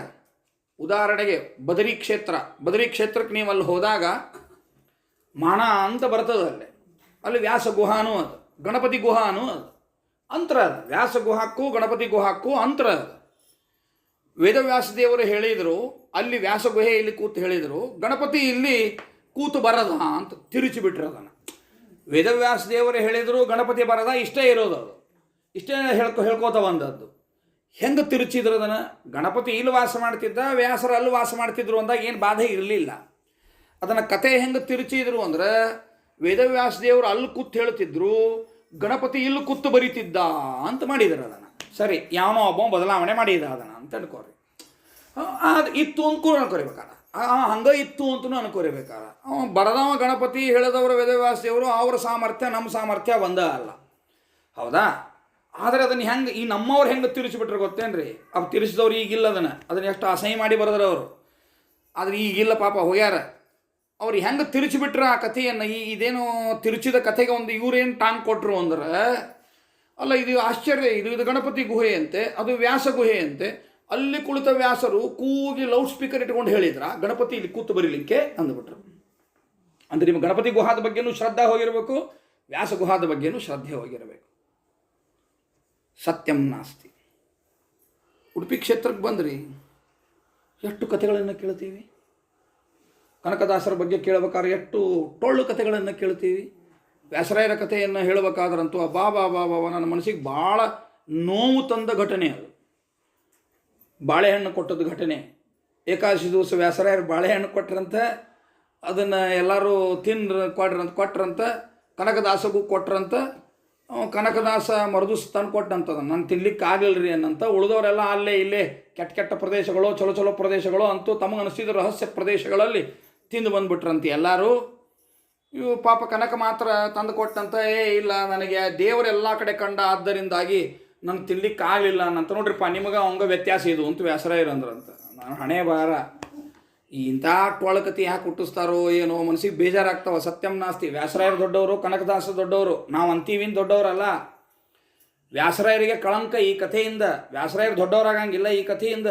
ವ್ಯಾಸರಾಯರು ಭಾಳ ಚಿಕ್ಕವರಾಗ್ತಾರೆ ಇದರಿಂದ. ಏಕಾದಶಿ ದಿವಸ ತಿಂಡಿ ಕೊಡ್ತಾರೆ ವ್ಯಾಸರಾಯರು. ಏಕಾದಶಿಯ ಮಹತ್ವವನ್ನು ಸಾರಲಿಕ್ಕಾಗಿ ಶ್ರೇಷ್ಠ ವೇದಾಂತ ಪೀಠದಲ್ಲಿ ವಿರಾಜಮಾನರಾದ ವ್ಯಾಸರಾಯರು ಏಕಾದಶಿ ಉಪವಾಸ ಮಾಡ್ರಿ ಅಂತ ಹೇಳುವವರು, ತಿನ್ನುವವರನ್ನು ಬಿಡಿಸುವ ವ್ಯಾಸರಾಯರು ನಿಮ್ಮನ್ನು ಪರೀಕ್ಷೆ ಮಾಡಲಿಕ್ಕೆ ಏಕಾದಶಿ ದಿವಸ ಕೊಡ್ತಾರೆ. ಯಾರೂ ಇಲ್ಲದ ಪ್ರದೇಶದಲ್ಲಿ ತಿನ್ರಿ ಇರಲಿಕ್ಕೆ ಏಕಾದಶಿನೇ ಯಾಕೆ ಕೊಡಬೇಕು? ದಶಮಿ ಕೊಡ್ಬೋದಿತ್ತಲ್ಲ, ದ್ವಾದಶಿ ಕೊಡ್ಬೋದಿತ್ತಲ್ಲ, ಹುಣ್ಣಿಮೆ ಕೊಡ್ಬೋದಿತ್ತಲ್ಲ, ಏಕಾದಶಿನೇ ಯಾಕೆ ಕೊಡಬೇಕು ವ್ಯಾಸರಾಯರು? ಒಂದು ದೊಡ್ಡ ಆಪತ್ತದು. ಏಕಾದಶಿ ದಿವಸ ಉಗುಳು ನುಂಗಿದ್ರೆ ತಿಂದು ಪಾಪ ಬರ್ತದ ಅಂತ ಹೇಳಲಿಕ್ಕೆ ಹೊರಟ ಶಾಸ್ತ್ರಗಳಲ್ಲಿ ಪರೀಕ್ಷೆ ಮಾಡಲಿಕ್ಕೆ ತಿನ್ರಿ ಅಂತ ಕೊಡ್ತಾರ ವ್ಯಾಸರಾಯರು. ಇದನ್ನು ಯಾರೂ ಯೋಚನೆ ಮಾಡಲೇ ಇಲ್ಲ. ಆ ಸಿನಿಮಾದಾಗ ಬಂತೋ ಯಾವನೋ ಪುಸ್ತಕ ಬರೋದ್ನೋ ಅದನ್ನೇ ನಂಬಿಕೊಂಡು ಹೋಗ್ಬಿಟ್ವಿ ನಾವು. ಸತ್ಯಂ ನಾಸ್ತಿ. ನೋಡ್ರಿ, ಸತ್ಯ ಇಲ್ಲ ಅದರೊಳಗೆ. ಎರಡನೇ ವಿಚಾರ ಮಾಡಿರಿ ನೀವು. ವ್ಯಾಸರಾಯರ ಕಡೆಗೆ ಅಂಥ ಕಾಳು ಶಿಷ್ಯರಿದ್ರ ಇವತ್ತಿನ ಕಾಲದೊಳಗೇನೆ ಇಷ್ಟೆಲ್ಲ ನಾವು ಏಕಾದಶಿಯಾದಿ ಉಪವಾಸಗಳನ್ನು ಮಾಡ್ಕೊಂಡಿರುವವರನ್ನು ನೋಡ್ತೀವಿ ಇವತ್ತೇ ನಾವು. ಇನ್ನು ವ್ಯಾಸರಾಯರ ಕಾಲದಲ್ಲಿ ಎಂತಹ ಶಿಷ್ಯರಿರಬಹುದು ಯೋಚನೆ ಮಾಡಿರಿ. ವ್ಯಾಸರಾಯರವರು ಸಾಮಾನ್ಯರಲ್ಲ ವ್ಯಾಸರಾಯರಂದ್ರೆ, ಹೌದಾ? ಅಂತಹ ವ್ಯಾಸರಾಯರ ಕಾಲದಲ್ಲಿ ಕಳತನದಿಂದ ಬಾಳೆಹಣ್ಣು ತಿನ್ನುವಂಥ ಶಿಷ್ಯಂದ್ರಿದ್ರ ಏನು ಪ್ರಸಂಗ? ಸತ್ಯಂ ನಾಸ್ತಿ. ಹೀಗೆ ಒಂದು ಸುಮ್ಮನೆ ನಮಗೆ ಗೊತ್ತಿದ್ದು ಅಂತ ಒಂದೆರಡು ಎಕ್ಸಾಂಪಲ್ ಕೊಟ್ಟೆ ನಿಮಗಷ್ಟೇ. ನೀವು ಯಾವುದೇ ತೀರ್ಥಕ್ಷೇತ್ರಕ್ಕೆ ಹೋಗ್ರಿ, ಅಲ್ಲಿ ಇದ್ದವ್ರಿಗೆ ಇದು ಸ್ವಲ್ಪ ಈ ತೀರ್ಥ ಮಹಿಮಾ ಹೇಳ್ರಿ ಅಂದ್ರಿ, ಪುರಾಣದಲ್ಲಿ ಇರದೇ ಇದ್ದದ್ದನ್ನೇ ಹೇಳ್ತಾರೆ ಅವರೆಲ್ಲ. ಸತ್ಯಂ ನಾಸ್ತಿ. ಯಾವ ಕ್ಷೇತ್ರಗಳ ಹೆಸರು ಹೇಳಿದ್ರೆ ಗೊತ್ತಾಯ್ತಲ್ಲ, ಸಾಕು, ಇನ್ನೇನು ಬೇಕು ನಿಮಗೆ? ಯಾವ ತೀರ್ಥಕ್ಷೇತ್ರಗಳಲ್ಲಿಯೂ ಕೂಡ ಸತ್ಯ ಇಲ್ಲ, ತಪಸ್ಸಿಲ್ಲ. ಡಾಂಬಿಕ ತಪಸ್ವಿಗಳಿದ್ದಾರಟ್ಟ, ಗೂಟ್ನಾಮ ಬಡ್ಕೋತಾರೆ, ಕೂಡ್ತಾರೆ. ಏನು ಸಂಧ್ಯಾ ವಂದನೆ ಮಾಡುವುದಿಲ್ಲ, ಜಪ ಮಾಡುವುದಿಲ್ಲ, ಏಕಾದಶಿ ಆದಿ ಉಪವಾಸಗಳಿಲ್ಲ, ವ್ರತ ನಿಯಮಗಳಿಲ್ಲ, ಶೌಚಾಚಾರ ಇಲ್ಲ. ಬಡ ಬಡ ನೀರನ್ನ ಮುಳುಗ್ತಾರೆ, ಈಗ ಮ್ಯಾಲೆ ಹೇಳ್ತಾರೆ, ಒಂದು ನಾಮ ಹಚ್ಕೋತಾರೆ, ಬಂದು ಕೂಡ್ತಾರೆ, ಇವತ್ತಿನ ಕೆಲಸ ಮುಗಿತಂತಾರೆ, ನಮ್ಮ ಧರ್ಮ ಸಾಧನೆ ಮುಗಿತಂತಾರೆ. ಬಂದವ್ರಿಗೆ ನಿಮಗೇನು ಗೊತ್ತಾಗಿರುತ್ತೆ? ಪಾಪ ನೀವು ಹೋಗ್ತೀರಿ, ದಕ್ಷಿಣೆ ಕೊಡ್ತೀರಿ, ಇಸ್ಕೋತಾರೆ, ಹೋಗ್ಬಿಡ್ತಾರೆ, ಅಷ್ಟೇ. ಏನು ತಪಸ್ಸಿಲ್ಲ, ಶುದ್ಧಿ ಅಂತೂ ಇಲ್ಲವೇ ಇಲ್ಲ ಅಂತಾರೆ. ಶೌಚ ನೀವು ನೋಡ್ರಿ, ಯಾವ್ದಾರ ತೀರ್ಥಕ್ಷೇತ್ರಕ್ಕೆ ಹೋದ್ರೆ ಮಡಿಲೇ ಊಟ ಸಿಗ್ತದೆ ನೋಡ್ರಿ. ನೀವು ಯಾವುದೇ ತೀರ್ಥಕ್ಷೇತ್ರಕ್ಕೆ ಹೋಗ್ರಿ, ಇವತ್ತು ಬದರಿ ಕ್ಷೇತ್ರಕ್ಕೆ ಹೋಗ್ರಿ, ನೀವು ಗ್ಯಾಸ್ ಮೇಲೆ ಮಾಡಿದ್ದ ಅನ್ಬೇಕು ನೀವು, ಹೌದಲ್ಲ? ಬದರಿ ಒಳಗೆ ನಿಮಗೆ ಕಟ್ಟಿ ಮೇಲೆ ಮಾಡಿ ಎಷ್ಟು ಕಷ್ಟ ಅದ, ಮಾಡೋರು ಇಲ್ಲವೇ ಇಲ್ಲ. ನೀವು ಅದಕ್ಕೆ ಅಡ್ಜಸ್ಟ್ ಆಗಬೇಕು. ಗ್ಯಾಸ್ ಮೇಲೆ ನೋಡ್ಲಿಕ್ಕೆ ನೀವು ಅಡ್ಜಸ್ಟ್ ಆದ್ರಿ ಬದರಿ ಒಳಗೆ ಇರ್ಬೇಕು ನೀವು. ಇಲ್ಲದೆ ಹೋದ್ರೆ ಮುಗಿತು, ದರ್ಶನ ಮಾಡ್ಕೊಳ್ಳೋದು, ಮತ್ತೆ ಸಂಜೆ ಮುಂದೆ ಉಪವಾಸ ಗಂಟೆ ಅರ್ಧ ಬಿಡೋದನ್ನ ಬರೋದಿಲ್ಲ. ಯಾಕೆ ನೀವು ಕಟ್ಟಿಗೆ ಮೇಲೆ ಮಾಡ್ಲಿಕ್ಕಂತ ಹೋದ್ರಿ ಅಂದ್ರೆ ಕಟ್ಟಿಗೆ ಮೇಲೆ ಮಾಡಿದ ಅನ್ನ ನಿಮ್ಮ ಎಲೆ ಒಳಗೆ ಬರುವುದ್ರೊಳಗಾಗಿ ಕಾಳಾಗಿ ಕೂತು ಬಿಟ್ಟಿರ್ತದೆ ಅದು, ಹೌದಾ? ಹೀಗಿರುವಾಗ ಏನು ಮಾಡ್ತೀರಿ ನೀವು? ಶುದ್ಧಿ ಅನ್ನೋದು ಎಲ್ಲಿ ಉಳಿತದೆ ನಿಮಗೆ? ಅಂಗಿ ಹಾಕ್ಕೊಂಡೇ ಇರ್ತಾರೆ, ಕಾಲಾಗಿ ಹಾಕ್ಕೊಂಡೇ ಇರ್ತಾರೆ. ಆ ಪ್ರದೇಶಕ್ಕೆ ಅವರಿಗೆ ಅನಿವಾರ್ಯ ಆಗಿರ್ಬೋದು. ಶ್ರಾದ್ದ ಮಾಡಿಸೋರು ಸಹಿತ ಹಾಗೆ ಮಾಡಿಸ್ತಾರಲ್ಲೇ.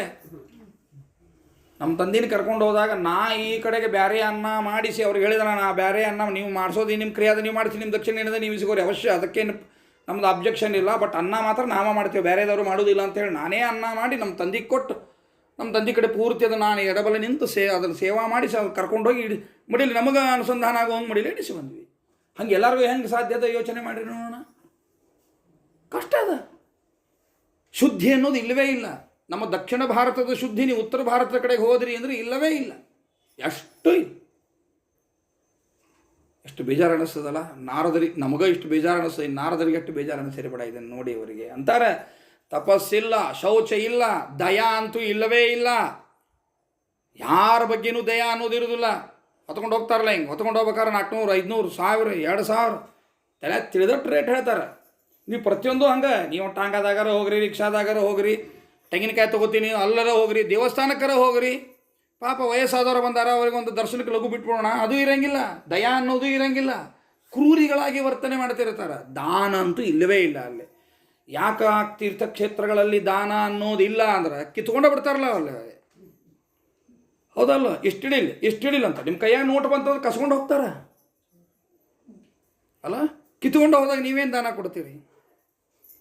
ಇಲ್ಲಿ ಆನ್ಲೈನ್ದಾಗ ಇದ್ದಾರೆ ಈಗ ಅವರು ಹೆಸರು ಹೇಳಂಗಿಲ್ಲ, ನಾನು ಅವ್ರ ಹೆಸರು ಹೇಳಂಗಿಲ್ಲ, ಅವರು ಅಲ್ಲಿ ಹ್ಞೂ ಅನ್ನಂಗಿಲ್ಲ ಈಗ, ಯಾಕಂದ್ರೆ ಅವರು ಸೂಕ್ಷ್ಮ ಇದ್ದಾರೆ, ನಮ್ಮ ಪಾಠ ಶಿಷ್ಯರೇ ಅವರು. ಹಿಂಗೆ ಒಂದು ಕ್ಷೇತ್ರಕ್ಕೆ ಹೋಗಿದ್ದರು. ಅವ್ರಿಗೆ ಪಾಪ ಅವರು ತಾಯಿದು ತಂದಿದ್ದು ಹಿಂಗೆ ಮಾಡಬೇಕು ಅನ್ನೋ ಉದ್ದೇಶದಿಂದ ಚಲೋ ಪ್ರದೇಶಗಳಿಗೆ ಹೋಗಬೇಕು ಅಂತ ಹೋಗಿ ಅಲ್ಲಿ ನಮ್ಮವ್ರಿಗೆ ನಾನು ಒಂದೊಂದು ಬೆಳ್ಳಿ ತಮಗೆ ಕೊಡಬೇಕು ಅಂತ ಪಾಪ ಅವ್ರದ್ದೊಂದು ಸಂಕಲ್ಪ. ಹಿಂಗೆ ಅಂದ್ಕೊಂಡು ಹೋಗಿದ್ದರು ಅವರು. ಹಿಂಗೆ ಒಂದು ಎಕ್ಸ್ ಪ್ರದೇಶಕ್ಕೆ ಹೋಗಿದ್ರು, ಹೇಳಿಕ್ಕೆ ಹೋಗಂಗಿಲ್ಲ. ಆ ಎಕ್ಸ್ ಪ್ರದೇಶದ ಹೆಸರು ಹೇಳಿದೆ ಅಂದರೆ ನಮ್ಮವ್ರು ಯಾರಿದ್ರು ಅವಾಗ ಅಂತ ಗೊತ್ತಾಗಿ ಬಿಡ್ತದ. ಆ ಬ್ರಾಹ್ಮಣನ ಬಗ್ಗೆ ಅಪಚಾರ ಮಾಡುವಂಥ ಉದ್ದೇಶ ನನಗಿಲ್ಲ. ಅವ್ರೇನು ಮಾಡ್ರಿ, ಇಲ್ಲಿಂದ ಪಾರ್ಸಲಲ್ಲಿ ಹಾಕ್ಯಾರ, ಒಂದು 5 ಬೆಳ್ಳಿ ತಮಗೆ ಹಾಕಿ ನಿಮ್ಮಲ್ಲಿ ನೀವು ಇಟ್ಕೊಳ್ರಿ, ನಿಮ್ಮ ಕಾರ್ಯ ಮುಗಿದ ಮೇಲೆ ಒಂದು ನಿಮಗೆ ಕೊಟ್ಟು ಮಿಕ್ಕದು ನಾನು ಬೇರೆ ಬೇರೆ ಕ್ಷೇತ್ರಗಳಿಗೆ ಹೋದಾಗ ನಾನು ಕೊಡ್ತೀನಿ ಅಂತ ಹೇಳ್ಯಾರ. ಪಾಪ ಒಳ್ಳೆ ದಾನಿಗಳು ಎಲ್ಲ ಓದಲೆಲ್ಲ ಹಾಗೆ ಮಾಡ್ತಾರೆ ಪಾಪ ಅವರು. ಸೊ ಹಿಂಗೆ ಮಾಡಬೇಕು ಅಂತ ಮಾಡಿ ಅವ್ರಿಗೆ ಕಳಿಸ್ಯಾರ. ಕಳಿಸಿದಾಗ ಏನಾಗ್ಯದ ಅಂದ್ರೆ, ಶ್ರಾದ್ದ ಮಾಡೋ ತನಕ ಆಚಾರ ಬೆಳ್ಳಿ ತಮಗೆ ತೊಗೊಂಬರ್ರಿ, ಆಚಾರ ಬೆಳ್ಳಿ ತಮಗೆ ತೊಗೊಂಬರ್ರಿ ಅಂದಾರೆ. ಅವ್ರು ತಂದು ಕೊಡಲಿಲ್ಲ ಅದನ್ನು. ಕೊಡ್ತೇನೆ ತಡ್ರಿ ಅನ್ಸುತ್ತೆ ಅರ್ಸೋತ್ ಹೋಗ್ಯಾರ. ಇವ್ರು ಮತ್ತಿನ ಊಟ ಗೀಟೆಲ್ಲ ಮುಗಿದಾದ ಮೇಲೆ ಇಲ್ಲ ನಿಮಗೂ ಕೊಡಬೇಕು, ಅಲ್ಲೂ ಒಯ್ಬೇಕು, ಹಂಗೆ ಮಾಡಬೇಡ್ರಿ, ಅದನ್ನು ಕೊಡ್ರಿ ಅಂತ ಕೇಳಿದ್ರೆ ಬಡ ಅದನ್ನು ಅಷ್ಟು 5 ತಮಗೀನು ಅವ್ರ ಮುಂದಿಟ್ಟು ದಕ್ಷಿಣ ಕೊಡ್ರಿಲ್ಲ ಶ್ರೀಕೃಷ್ಣಾರ್ಪಣ ಮಸ್ತು ಒಂದು 5 ಬೆಳ್ಳಿ ತಮಗೀನು ತಾಯಿ ಇಟ್ಕೊಂಡ್ಬಿಟ್ರಂತ ಪುಣ್ಯ. ನಮ್ಮವರೇ ಪಾಪ ಅವರು ಯಾರ ಮುಂದೆ ಭಾಳ ಹೇಳಿ ನನ್ನ ಮುಂದೆ ದುಃಖ ಹೇಳ್ಕೊಂಡ್ರು ಅವ್ರು. ಅದನ್ನು ಆಚಾರ ಹಿಂಗೆ ಮಾಡ್ಬೇಕಾತ್ರಿ ಪ್ರಸಂಗ ಭಾಳ ಬೇಜಾರು ಅನ್ನಿಸ್ತಾರೆ ನನಗೆ ಅಂತ ಇಲ್ಲಿ ಆನ್ಲೈನ್ದಾಗ ಇದ್ದಾರೆ ಈಗ ಅವರು. ನಮ್ಮವರೇ ಹಿಂಗೆ ಕಿತ್ತಿ ತಿನ್ಲಿಕ್ಕತ್ತಾಗ ದಾನ ಏನು ಮಾಡ್ತೀರಿ? ಮನುಷ್ಯನ ಮನಸ್ಸಿಗೆ ಏನು ಅನ್ನಿಸ್ತದೆ? ನೀವು ದಾನ ಕೊಡಲಿಕ್ಕೆ ಅಂತ ಬಂದಿರ್ತೀರಿ, ಭಕ್ತಿ ಶ್ರದ್ಧಾದಿಂದ ನೀವು ಕೊಡ್ತಿರ್ತೀರಿ. ಅಷ್ಟೇ ಭಕ್ತಿ ಶ್ರದ್ಧಾದಿಂದ ಆಯಿಸಿಕೊಂಡ್ರೆ ನನಗೂ ಪುಣ್ಯ ಅದ, ನಿಮಗೂ ಪುಣ್ಯ ಅದ. ನಿಮ್ಮದು ಪಾಪ ಹರಣ ಆಗ್ತದೆ, ನಮ್ಮದು ಅಲ್ಲ. ಕಿತ್ಕೊಂಡ್ರೆ ನಿಮ್ಮ ಕಡೆಯಿಂದ ನೀವು ಇನ್ನೊಬ್ರಿಗೆ ಏನಂತೀರಿ? ಇಲ್ಲೇ ಮಾಮಡ್ಡಿ ಒಳಗೆ ಒಬ್ಬರಿದ್ದಾರೆ, ಅವ್ರು ಪ್ರಾಯಶಃ ಎಲ್ಲೂ ಬರುವುದಿಲ್ಲ, ಹೆಂಗಿದ್ದಾರೆ? ಯಾಕೆ ಬರಂಗಿಲ್ಲ? ನೀವು ಹಂಗೆ ಮಾಡಬಾರ್ದು, ಎಲ್ಲ ಕಡೆ ಬರಬೇಕು ಅಂದ್ರೆ ಏನಂದ್ರೆ ಗೊತ್ತೇನ್ರಿ? ಹೆಸರು ಹೇಳಂಗಿಲ್ಲ. ಹಿಂಗೆ ಒಬ್ಬರನ್ನು ನಾನು ಗುರುಗಳು ಅಂತ ಮಾಡ್ಕೊಂಡಿದ್ದೆ. ಕಿತ್ತಿದ್ರು ನನ್ನ ಕಡೆಯಿಂದ ರೊಕ್ಕ. ಆಚಾರ ನವಲೂರ್ದು ನಮ್ಮ ಮನೆ ಅದಲ್ಲ, ಆ ನಮ್ಮ ಮನೆ ತೋರಿಸಿದ್ರು ಆಚಾರ. ಇಂಥ ನಿಮ್ಮ ನವಲೂರು ಮನೆ ಅದಲ್ಲ, ಇಂಥ 3 ಮನೆ ಕಟ್ಟಿಸ್ತಿದ್ದೆ ನಾನು. ಅಷ್ಟು ರೊಕ್ಕ ಕಿತ್ಯಾರ ನನ್ನ ಕಡೆಯಿಂದ. ಹೀಗಾಗಿ ನನಗೆ ಯಾರಿಗೂ ತಕ್ಷಣ ಕೊಡ್ಬೇಕಂತ ಮನಸ್ಸು ಬರವಲ್ತೀಗ. ಎಲ್ಲ ಬ್ರಾಹ್ಮಣರು ನೋಡಿದ್ರೆ ನನಗೆ ಅದೇ ಭಾವನೆ ಬರ್ತದೆ ಅಂದ್ಬಿಟ್ರು. ಅದಕ್ಕೆ ನಾನು ಎಲ್ಲೂ ಬರೋದೇ ಇಲ್ಲ ಅಂದ್ರೆ ಅವರು ಪಾಪ. ಯಾರೋ ಮಾಡುವ ಅನ್ಯಾಯಕ್ಕೆ ಈ ಸಾತ್ವಿಕ ಸಜ್ಜನನಲ್ಲಿ ದಾನ ಧರ್ಮಾದಿಗಳನ್ನು ಮಾಡತಕ್ಕಂತಹ ಮನಸ್ಸು ಕಲಿಯುಗದಲ್ಲಿ ಹೊರಟು ಹೋಗ್ತದೆ. ಏನೋ ಮಠ, ನಮ್ಮ ಮಠ ಅಂತ ಹೇಳಿಕತ್ತಿಲ್ಲ, ನಿಮ್ಮ ಮಠ ಅಂತ ಹೇಳಿಕತ್ತಿಲ್ಲ, ಯಾವ ಮಠ ಅಂತಲೂ ಹೇಳಿಕತ್ತಿಲ್ಲ. ಏನೋ ಮಠ ಕಟ್ಲಿಕ್ಕತ್ತಾರ, ರೊಕ್ಕ ಕೊಡಬೇಕು ಅಂತೀರಿ. ರೊಕ್ಕ ಪೋಲಾತು ಅಂದ್ರೆ ನಿಮ್ಗೆ ಏನು ಅನ್ನಿಸ್ತದೆ? ಯಾಕರ ಕೊಟ್ಟು ನೀವು ಮರಾಯ ಅನ್ನಿಸಿಬಿಡ್ತದೆ. ಏನೋ ಕಾರ್ಯಕ್ರಮಗಳು ಮಾಡ್ಲಿಕ್ಕತ್ತಾರ, ಧಾರ್ಮಿಕ ಕಾರ್ಯಕ್ರಮಗಳನ್ನು ಮಾಡ್ಲಿಕ್ಕತ್ತಾರ, ಮಾಸಾಮರಾಧನೆ ಮಾಡ್ಲಿಕ್ಕತ್ತಾರೋ, ಚಾತುರ್ಮಾಸಿ ಮಾಡ್ಲಿಕ್ಕತ್ತಾರೋ, ಏನೋ ಒಂದು ಮಾಡ್ಲಿಕ್ಕತ್ತಾರ, ವರ್ಗಣಿ ಮಾಡ್ಲಿಕ್ಕತ್ತಾರ. ರೊಕ್ಕ ಕೊಡಬೇಕು ಅಂತ ಅನ್ನಿಸ್ತದೆ, ಕೊಡ್ತೀರಿ. ಎಲ್ಲರೂ ಕೊಟ್ಟರೆ ಸಾಧ್ಯ ಆಗ್ತದೆ, ಕೊಡ್ತೀವಿ. ಕೊಟ್ಟ ಮೇಲೆ ಇಷ್ಟು ರೊಕ್ಕ ಹಿಂಗೆ ಹೋತು, ಇಷ್ಟಿಂಟವ್ರಿಗೆ ಇಂತಿಷ್ಟು ಪರ್ಸೆಂಟೇಜ್ ಹೋತು ಅಂತ ಕೇಳಿದಾಗ ನಿಮಗೆ ಏನು ಅನ್ನಿಸ್ತದೆ ಹೇಳ್ರಿ ನೋಡೋಣ? ಹೌದಲ್ಲ? ಯಾಕಾರ ಕೊಟ್ಟು ನಾವು ಮರ ಅನ್ನಿಸ್ತದಿಲ್ಲ. ಯಾಕಂದ್ರೆ ದಾನ ಸರಿಯಾಗಿ ವಿನಿಯೋಗ ಆಗಲಿಲ್ಲ ಅಂದ್ರೆ ಆ ವ್ಯಕ್ತಿ ಮನಸ್ಸಿಗೆ ಬಹಳ ನೋವಾಗ್ತದೆ. ಅದರ ದುಷ್ಪರಿಣಾಮ ಏನಾಗ್ತದೆ ಗೊತ್ತೇನ್ರಿ? ಇನ್ನೊಬ್ಬರು ದಾನ ಮಾಡೋದನ್ನು ಬಿಡಿಸ್ತಾನ. ಅವ್ರಿಗೆ ಏನು ಕೊಡ್ತೀರಿ, ಸುಮ್ಬಿಡ್ರಿ, ಎಲ್ಲ ಪೋಲಾಗ್ತಾವು ಅಂತ ನಾವು. ಇವತ್ತೆಲ್ಲ ತೀರ್ಥಕ್ಷೇತ್ರಗಳಲ್ಲಿ ಪ್ರಾಂಜಲ ಮನಸ್ಸಿನಿಂದ ದಾನ ಮಾಡ್ತೀರಿ ನೀವು ಹೇಳ್ರಿ ನೋಡೋಣ ನೀವೇ. ಯಾಕಂದ್ರೆ ನಿಮ್ಮ ಕಡೆಯಿಂದ ಕಿತ್ಕೊಂಡು ಬಿಡ್ತಾರೆ ಅವರು. ಎಷ್ಟು ಜನ ನೀವು ಎಕ್ಸ್ಪೀರಿಯನ್ಸ್ ಹೇಳಿಲ್ಲ? ಹೌದಲ್ಲ? ನಿಮ್ಮ ಎಕ್ಸ್ಪೀರಿಯನ್ಸೇ. ಪಾಂಡಗಳು ಬರ್ತಾರ, ಇವ್ರಿಗೇನು ದಕ್ಷಿಣ ಕೊಡ್ತೀರಿ, ಆ ಪಾಂಡಗಳಿಗೂ ಕೊಡ್ಬೇಕು. ಎಲ್ಲ ತೀರ್ಥಕ್ಷೇತ್ರಗಳಲ್ಲಿ ರೊಕ್ಕ ಆಟ ಆಳಿಗತ್ತದ. ಸ್ಪೆಷಲ್ ದರ್ಶನ, ಸ್ಪೆಷಲ್ ಎಂಟ್ರಿ ಅಲ್ಲ. ದೇವರ ಸಹಿತ ಏನಾಗಿ ಕೂತ್ಬಿಟ್ಟಾನೀಗ? ಕಮರ್ಷಿಯಲ್ ವ್ಯಕ್ತಿ ಕೂತಾನ ನಾವು. ಹೌದಲ್ಲ? ಎಲ್ಲ ತೀರ್ಥಕ್ಷೇತ್ರಗಳಲ್ಲಿ ಈ ವ್ಯವಸ್ಥೆ ನಡೆದಿದೆ. ನಾರದರ ಅವತ್ತ ಹೇಳ್ತಾರೆ, ಅವತ್ತ ನೋಡಿದ್ರಂತಿದ್ದಾರೆ ಅವರು. ಅಂತಾರವ್ರಪ್ಪ ಭಾಳ ಬೇಜಾರಾಗಿದೆ ನನಗೆ ಅಂತಾರೆ. ದಾನಂ ನ ವಿದ್ಯತೆ ಉದರಂ ಭರಿಣೋ ಜೀವಾಹ. ಎಲ್ಲರೂ ಹೆಂಗೆ ಮಾಡ್ಲಿಕ್ಕತ್ತಾರ ಅಂದ್ರೆ ಹೊಟ್ಟೆ ಪಾಟಿ ಮಾಡ್ಲಿಕ್ಕತ್ತಾರ ನೋಡಿದ್ದೀನಿ ಅಷ್ಟೇ, ಬೇರೆ ಯಾವ ಕಾರಣಕ್ಕೂ ಅಲ್ಲ. ಕುಮಾರಸ್ವಾಮಿ ಹಿಂದೆ ಮುಖ್ಯಮಂತ್ರಿಗಳಿದ್ದಾಗ ಒಂದು ಮಾತು ಹೇಳಿದ್ರಲ್ಲ ಅವರು, ಏನೋ ಬ್ರಾಹ್ಮಣರಿಗೆ ಏನೋ ಒಂದಿದ್ದಕ್ಕೆ ಎಲ್ಲ ಬ್ರಾಹ್ಮಣರು ಹೊಳ್ಳಿ ಹೋದ್ಕೊಂಡು ಕುಮಾರಸ್ವಾಮಿಗಳು ಒಂದು ಸ್ಟೇಟ್ಮೆಂಟ್ ಕೊಟ್ಟರು. ಚೀಫ್ ಮಿನಿಸ್ಟರ್ ಇದ್ರಲ್ಲ ಅವ್ರು ಒಂದು ಸ್ಟೇಟ್ಮೆಂಟ್ ಕೊಟ್ಟರು, ನನಗದು ಭಾಳ ಮನಸ್ಸಿಗೆ ಹಿಡಿಸಿದ ಮಾತದು. ಹೌದು, ನೀವು ಮಠ ಕಟ್ಟಲಿಕ್ಕೆ ಅದಕ್ಕೆ ಇದಕ್ಕೆ ಅಂತಂತೀರಿ, ನೀವು ಏನು ಭಕ್ತಿ ಶ್ರದ್ಧಾ ಹುಟ್ಟಿಸ್ಲಿಕ್ಕೆ ಮಾಡ್ಲಿಕ್ಕತ್ತಾರೋ ನಿಮ್ಮ ಹೊಟ್ಟೆಪಾಡಿಗೆ ನೀವು ಮಠ ಮಾಡ್ಲಿಕ್ಕತ್ತಾರೋ ಹೇಳ್ರಿ ನೀವು ಅಂತ ಓಪನ್ ಕೇಳಿದ್ರು ಅವರು. ನಿಮ್ಮ ಹೊಟ್ಟೆಪಾಡಿಗೆ ನೀವು ಮಾಡಲಿಕ್ಕೆ ಧರ್ಮದ ಹೆಸರು ಯಾಕೆ ಕೇಳ್ತೀರಿ ನೀವು? ಅಲ್ಲ ಅಲ್ಲ ಆ ಪಾಯಿಂಟ್ ಇರಲಿ. ಉಳಿದವರು ಅದನ್ನು ಮಾಡ್ತಾರಲ್ಲ, ಮತ್ತು ನಮಗೆ ಯಾಕೆ ನೀವು ಕೊಡೋಂಗಿಲ್ಲ ಅಂತ ಅನ್ನೋ ಪಾಯಿಂಟ್ ಏನದ ಅದನ್ನು ಆಮೇಲೆ ಮಾತಾಡೋಣ ಅಂತ ಬೇಕಾರೆ. ಅದರ ನಮಗೆ ನಾವು ಆತ್ಮಸಾಕ್ಷಿಯಿಂದ ವಿಚಾರ ಮಾಡಿದಾಗ ಒಂದು ಮಠ ನಿರ್ಮಾಣ ಮಾಡ್ಲಿಕ್ಕತ್ತೀನಿ ಅಂದರೆ ಯಾಕೆ ಮಠ ನಿರ್ಮಾಣ ಮಾಡ್ಲಿಕ್ಕತ್ತೀನಿ? ಅಲ್ಲ, ಉದರಂಭರಿಣೋ ಜೀವ, ಹೊಟ್ಟೆಪಾಡಿಗೆ ಎಲ್ಲ ವೈದಿಕ ವೇಷ ಏನವ, ಈ ನಾಮ ಏನವ, ಇವೆಲ್ಲ ಹೊಟ್ಟೆಪಾಡಿಗೆ ಅವ ನೋಡ್ರಿ. ಇವು ಬದುಕಿಗಾಗಿ ಅಂತ ಯಾರು, ನಮ್ಮ ಆತ್ಮ ಸಾಧನೆಗಾಗಿ ಅಂತ ಯಾರೂ ಇಲ್ಲ. ಇದನ್ನು ನೋಡಿ, ವಾರಾಕಾಹ ಕೂಟಭಾಷಿಣ, ಸುಳ್ಳು ಸುಳ್ಳು ಸುಳ್ಳು ಸುಳ್ಳು ಮಾತಾಡ್ಕೋತ ಅಡ್ಡಾಡ್ತಾರೆ ಎಲ್ಲರೂ. ಗ್ರೂಪ್ ಕಟ್ಟೋದು, ಆ ಗ್ರೂಪಿಂದ ಒಂದು ಹೈಲೈಟ್ ಮಾಡ್ಕೋದು ಸುಳ್ಳು ಮಾತಾಡ್ಕೋತ ಹೊಂಟ್ಬಿಡೋದು. ಅದನ್ನು ಒಬ್ಬ ನಾಯಕ ಸುಳ್ಳು ಮಾತಾಡ್ತಾನೆ, ಅದ್ರ ಉಳಿದ ಉಪನಾಯಕರು ಅನುಚರರು ಇರ್ತಾರಲ್ಲ, ಅವರು ಆ ಸುಳ್ಳು ಹೇಳ್ಕೊತ ಹೊಂಟುಬಿಡ್ತಾರೆ. ಅದೇ ಸುಳ್ಳು ಸತ್ಯ ಹಾಕೋತ ಹೊಂಟುಬಿಡ್ತದೆ. ಮುಗೀತು, ಇಷ್ಟೇ ಇರೋದು ಕಲಿಯುಗದಲ್ಲಿ. ಅದು ನನಗೆ ತುಂಬ ಬೇಜಾರಾಗಿದೆ. ಸೋಮಾರಿಗಳಿದ್ದಾರೆ, ಮಂದ ಬುದ್ಧಿಯವರಿದ್ದಾರೆ, ದುರದೃಷ್ಟಶಾಲಿಗಳಿದ್ದಾರೆ, ತಾಪತ್ರಯಗಳಿಂದ ಕೂಡಿದವರಿದ್ದಾರೆ. ಇಷ್ಟು ನೇರವಾಗಿ ಹೇಳ್ತಾರೆ. ಸಾಧು ಸಂತರ ವೇಷ ಹಾಕಿರ್ತಾರೆ, ನಾಸ್ತಿಕರ ವರ್ತನೆ ಇರ್ತದೆ. ಮೇಲ್ನೋಟಿಗೆ ಸಾಧು ಸಂತರ ವೇಷ, ಒಳಗಿರೋದೆಲ್ಲರೂ ವ್ಯವಹಾರಗಳು ನಾಸ್ತಿಕ ವ್ಯವಹಾರಗಳೇ ಇರ್ತಾವೆ. ಒಂದು ಮನೆ ನೋಡಿದ್ರಿ ಅಂದ್ರೆ ಅಲ್ಲಿ ಹೆಂಗಸರದೇ ಸಾಮ್ರಾಜ್ಯ ಇರ್ತದೆ. ಬರೇ ಹೆಂಗಸರದ ಸಾಮ್ರಾಜ್ಯ ಇರ್ತದೆ ಅಂತ ತಿಳಿಬೇಡ್ರಿ. ಆ ಹೆಂಡಂದಿರ ಅಣ್ಣತಮ್ಮಂದಿರು ಇರ್ತಾರಲ್ಲ, ಅವರ ಮನೆಯ ಕಿಂಗ್ ಪರ್ಸನ್ ಅಂತಾರಲ್ಲ, ಕೀ ಪರ್ಸನ್ ಅಂತಾರಲ್ಲ, ಹಂಗೆ ಆಗಿ ಕೂತಿರ್ತಾರೆ ಅವರು.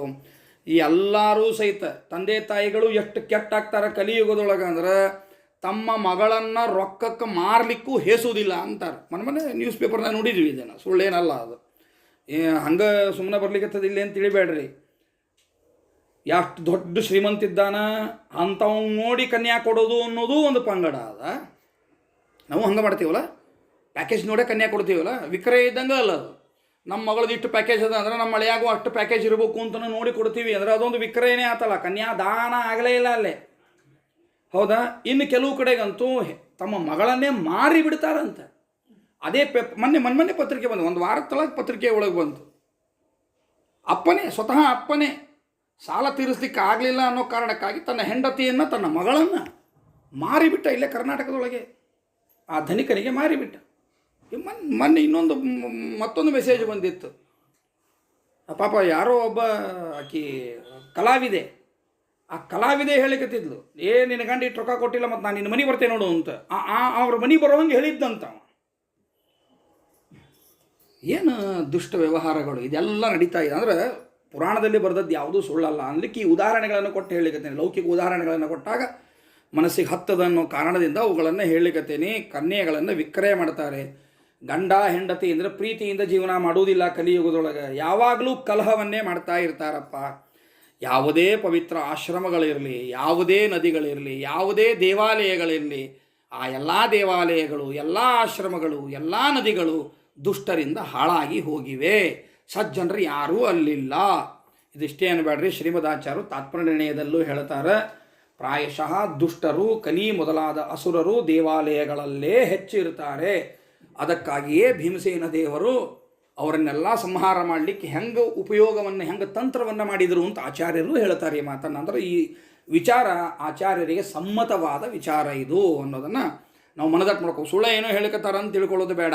ಆಚಾರ್ಯರಿಗೆ ಸಮ್ಮತವಾದ ವಿಚಾರ. ಪ್ರಾಯಶಃ ಅಂತಾರೆ ಆಚಾರ್ಯರು, ಪ್ರಾಯಶಃ ತೀರ್ಥಕ್ಷೇತ್ರಗಳಲ್ಲಿಯೇ ದುಷ್ಟ ಜನರು ಇರ್ತಾರೆ, ಶಿಷ್ಟ ಜನರು ತೀರ್ಥಕ್ಷೇತ್ರಗಳಲ್ಲಿ ಬಹಳ ಇರುವುದಿಲ್ಲ. ಆತ್ಮ ಸಾಧನೆಗಾಗಿ ಅಂತ ಅವರು ಬೇರೆ ಬೇರೆ ಕಡೆಗೆ ಇರ್ತಾರೆ. ಅವರು ಕಣ್ಣಿಗೆ ಕಾಣೋದೇ ಇಲ್ಲ, ಆ ಕ್ರಮದಲ್ಲಿ ಇರ್ತಾರೆ ಅಂತ ಆಚಾರ್ಯರು ಹೇಳಿದ್ದು ಕೂಡ. ನ ಯೋಗಿ ನೈವ ಸಿದ್ಧೋವಾ ನ ಜ್ಞಾನಿ ಸತ್ಕ್ರಿಯೋ ನರಃ ಕಲಿ ದಾವಾನಲೇನಾದ್ಯ ಸಾಧನಂ ಭಸ್ಮತಾಂ ಗತಃ. ಒಬ್ಬ ಯೋಗಿ ನಿಮಗೆ ಸಿಗುವುದಿಲ್ಲ, ಒಬ್ಬ ಸಿದ್ಧಿ ಪುರುಷ ಸಿಗುವುದಿಲ್ಲ, ಜ್ಞಾನ ಇದ್ದವ ಸಿಗುವುದಿಲ್ಲ, ಸತ್ಕರ್ಮದ ಇರತ್ತೆ ಇರುವುದಿಲ್ಲ. ಮೇಲ್ನೋಟಕ್ಕೆ ಮೋಕ್ಷ ಬೇಕು ಅನ್ನೋ ಕಾರಣದಿಂದ ಮಾಡ್ತೀವಿ ಅಂತ ಹೇಳ್ತಾರೆ. ಬಂದು ರೊಕ್ಕ ತೊಗೊಂಡು ಮನೆಗೆ ಹೋಗ್ತಾರೆ, ಇಷ್ಟೇ. ಬೇರೆ ಇದು ಯಾವ ಉಪಾಯವೂ, ಮೋಕ್ಷದ ಉಪಾಯವೂ ಅವರಲ್ಲಿ ಇರುವುದಿಲ್ಲ. ಇನ್ನೂ ಕೆಟ್ಟ ಜನ ಹೆಂಗಿದ್ದಾರೆ, ಅಟ್ಟಶೂಲಾ ಜನಪದಾ ಶಿವಶೂಲಾ ದ್ವಿಜಾತಯ ಕಾಮಿನ್ಯ ಕೇಶಶೂಲಿನ್ಯ ಸಂಭವಂತಿ ಕಲಾವಿಹ. ಕಲಿಯುಗದೊಳಗೆ ಹಣ ಗಳಿಸ್ಬೇಕು ಅಂದ್ರೆ ಅನ್ನ ಮಾರ್ತಾರೋ ಮಾರಾಯ, ಅನ್ನ ಮಾರ್ತಾರ ಅಂತಾರೆ. ಇವತ್ತು ನೋಡ್ರಿ, ಅನ್ನ ಮಾರೋ ಕೇಂದ್ರಗಳು ಎಷ್ಟು ನೋಡ್ತೀವಿ ಇಲ್ಲೇ. ಕೆಲವು ಮಡಿಲೆ ಅನ್ನ ಮಾರ್ತಾರೆ, ಕೆಲವರು ಮೈಲಿಗಿಲೆ ಅನ್ನ ಮಾರ್ತಾರೆ, ಅಂತೂ ಅನ್ನ ಮಾರೋರೆ. ಹೌದಲ್ಲ? ಒಂದು ಎಲಿಗಿಷ್ಟು ಅಂತ ಲೆಕ್ಕ ಹಾಕಿದ್ರಿ ಅಂದರೆ ಅನ್ನ ಮಾರಾಮ ಅಂತಲೇ ಅರ್ಥ. ಅದು ಮಡಿಲೆ ಮಾರೋದು ಅದು ಅನ್ನ. ಇನ್ನು ಕೆಲವು ಪ್ಲೇಟ್ ಗಟ್ಟಲೆ ಅವಂತೂ ರೇಟ್ ಅವ ಮೈಲಿ ಅವ. ಇಲ್ಲಿ ಅಟ್ಲೀಸ್ಟ್ ನಾವು ಮಡಿಲೇರ ಮಾಡ್ತೀವಿ ಅನ್ನೋದಂದ್ರೆ ಒಂದು ಸಮಾಧಾನ ಅದ. ಅಲ್ಲಿ ಹಂಗೂ ಇಲ್ಲ, ಮೈಲಿಗೆ ಅನ್ನ ಮಾರುವವರೇ ಇದ್ದಾರೆ.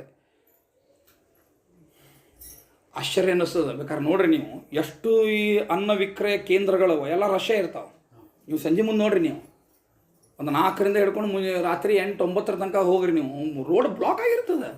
ಮತ್ತು ಬ್ರಾಹ್ಮಣ ಭೋಜನ ಪ್ರಿಯ ಅಂತಾರೆ. ಅಲ್ಲ, ಭೋಜನ ಪ್ರಿಯವರು ಅಲ್ಲಿ ನಿಂತವರೆಲ್ಲ ಬ್ರಾಹ್ಮಣರೇ ನಿಂತಿರಂಗಿಲ್ಲ ಮತ್ತೆ. ಹೌದಲ್ಲ? ಅದರ ಅನಿಸ್ಕೊಳ್ಳೋದು ಮತ್ತು ನಾವು ಅನಿಸ್ಕೋತೀವಿ, ಭೋಜನ ಪ್ರಿಯ ಅಂತ ನಾವು ಅನಿಸ್ಕೋತೀವಿ. ಅಲ್ಲ, ನಮ್ಮಲ್ಲೂ ಅನ್ನ ಮಾರೋರು ಇದ್ದಾರೆ, ಮತ್ತು ಇಲ್ಲ ಅಂತ ಏನಲ್ಲ. ಸ್ವಲ್ಪ ಮಡಿಲೆ ಮಾರೋರು ನಮ್ಮವ್ರು ಇದ್ದಾರೆ, ಮೈಲಿಗಿಲೆ ಮಾರೋರು ಎಲ್ಲರೂ ಇದ್ದಾರೆ. ನಮ್ಮವರು ಇದ್ದಾರೆ, ನಮ್ಮವ್ರ ಅಲ್ದವರು ಇದ್ದಾರೆ, ಎಲ್ಲರೂ ಇದ್ದಾರೆ. ಅಂತೂ ಅನ್ನ ವಿಕ್ರಯ ಅನ್ನೋದೇನಿದೆ ಇದು ಎಲ್ಲ ಕಡೆಗೂ ನಡೀತಾ ಇದೆ.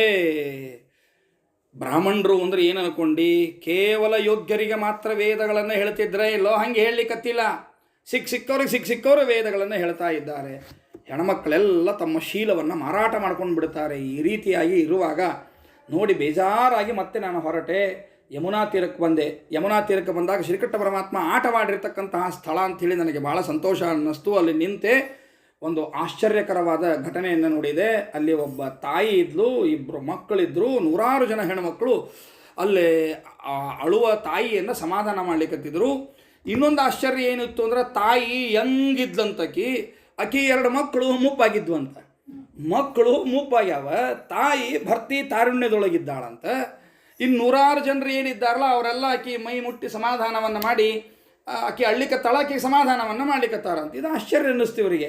ನಾರದರು ಅಲ್ಲಿ ಹೋದರು, ಅವಳನ್ನು ಕೇಳಿದರು, ಯಾರಮ್ಮ ನೀನು, ಯಾಕೆ ಹಿಂಗೆ ಅಳ್ಳಿಕತ್ತಿದಿ, ಏನು ದುಃಖ ಆಗಿದೆ ನಿನಗೆ ಅಂತ ಕೇಳಿದರು. ಆಕೆ ಅಂದು, ನಾರದರೇ ನೀವು ಬಂದ್ರಿ, ಭಾಳ ಸಂತೋಷ ಆಯ್ತು, ನಿಮ್ಮನ್ನು ನೋಡೋ ಮಾತ್ರದಿಂದಲೇ ನಮ್ಮ ಪಾಪಗಳು ಪರಿಹಾರ ಆಗ್ತಾವೆ, ನಮ್ಮ ಕಷ್ಟಗಳೆಲ್ಲ ನಿವಾರಣೆ ಆಗ್ತಾವೆ. ಆದ್ದರಿಂದ ದಯವಿಟ್ಟು ಸ್ವಲ್ಪ ಹೊತ್ತು ನೀವು ಇಲ್ಲೇ ಇರಬೇಕು, ನೀವು ಇಲ್ಲೇ ಇದ್ದು ನಮಗೆ ಸಮಾಧಾನವನ್ನು ಹೇಳಬೇಕು ಅಂತ. ಸರಿ ಆಯ್ತಮ್ಮ, ಅವಶ್ಯ ನಿಂದಿರುತ್ತೀನಿ. ನೀ ಯಾರು ಹೇಳು, ಇವ್ರು ಯಾರು ಹೇಳು, ಈ 100 ಮಂದಿ ಹೆಣ್ಮಕ್ಳು ಯಾರು ಹೇಳು ಅಂತ ಕೇಳಿದ್ರಂತ. ಕೇಳಿದಾಗ ಆಕೆ ಹೇಳಿದ್ದು, ನಾನು ಏನಿಲ್ಲ, ಭಕ್ತಿ ಅಂತ ನನ್ನ ಹೆಸರು, ಇವೆರಡು ನನ್ನ ಮಕ್ಕಳು ನೋಡ್ರಿ ಇವು ಅಂತ ತೋರಿಸಿದ್ಲು. ಆ ಒಂದು ಜ್ಞಾನ, ಇನ್ನೊಂದು ವೈರಾಗ್ಯ, ಎರಡು ಏನಾಗ್ಯಾವ, ವೃದ್ಧ ಆಗ್ಯಾವ, ಮಕ್ಕೊಂಡ ಬಿಟ್ಟಿದ್ದು ಪಾಪವು, ನಿರ್ವಿಣ್ಣಾಗಿ ಮಕ್ಕೊಂಡ ಬಿಟ್ಟಿದ್ದು. ಜ್ಞಾನ ವೈರಾಗ್ಯ 2 ಮಕ್ಕಳು.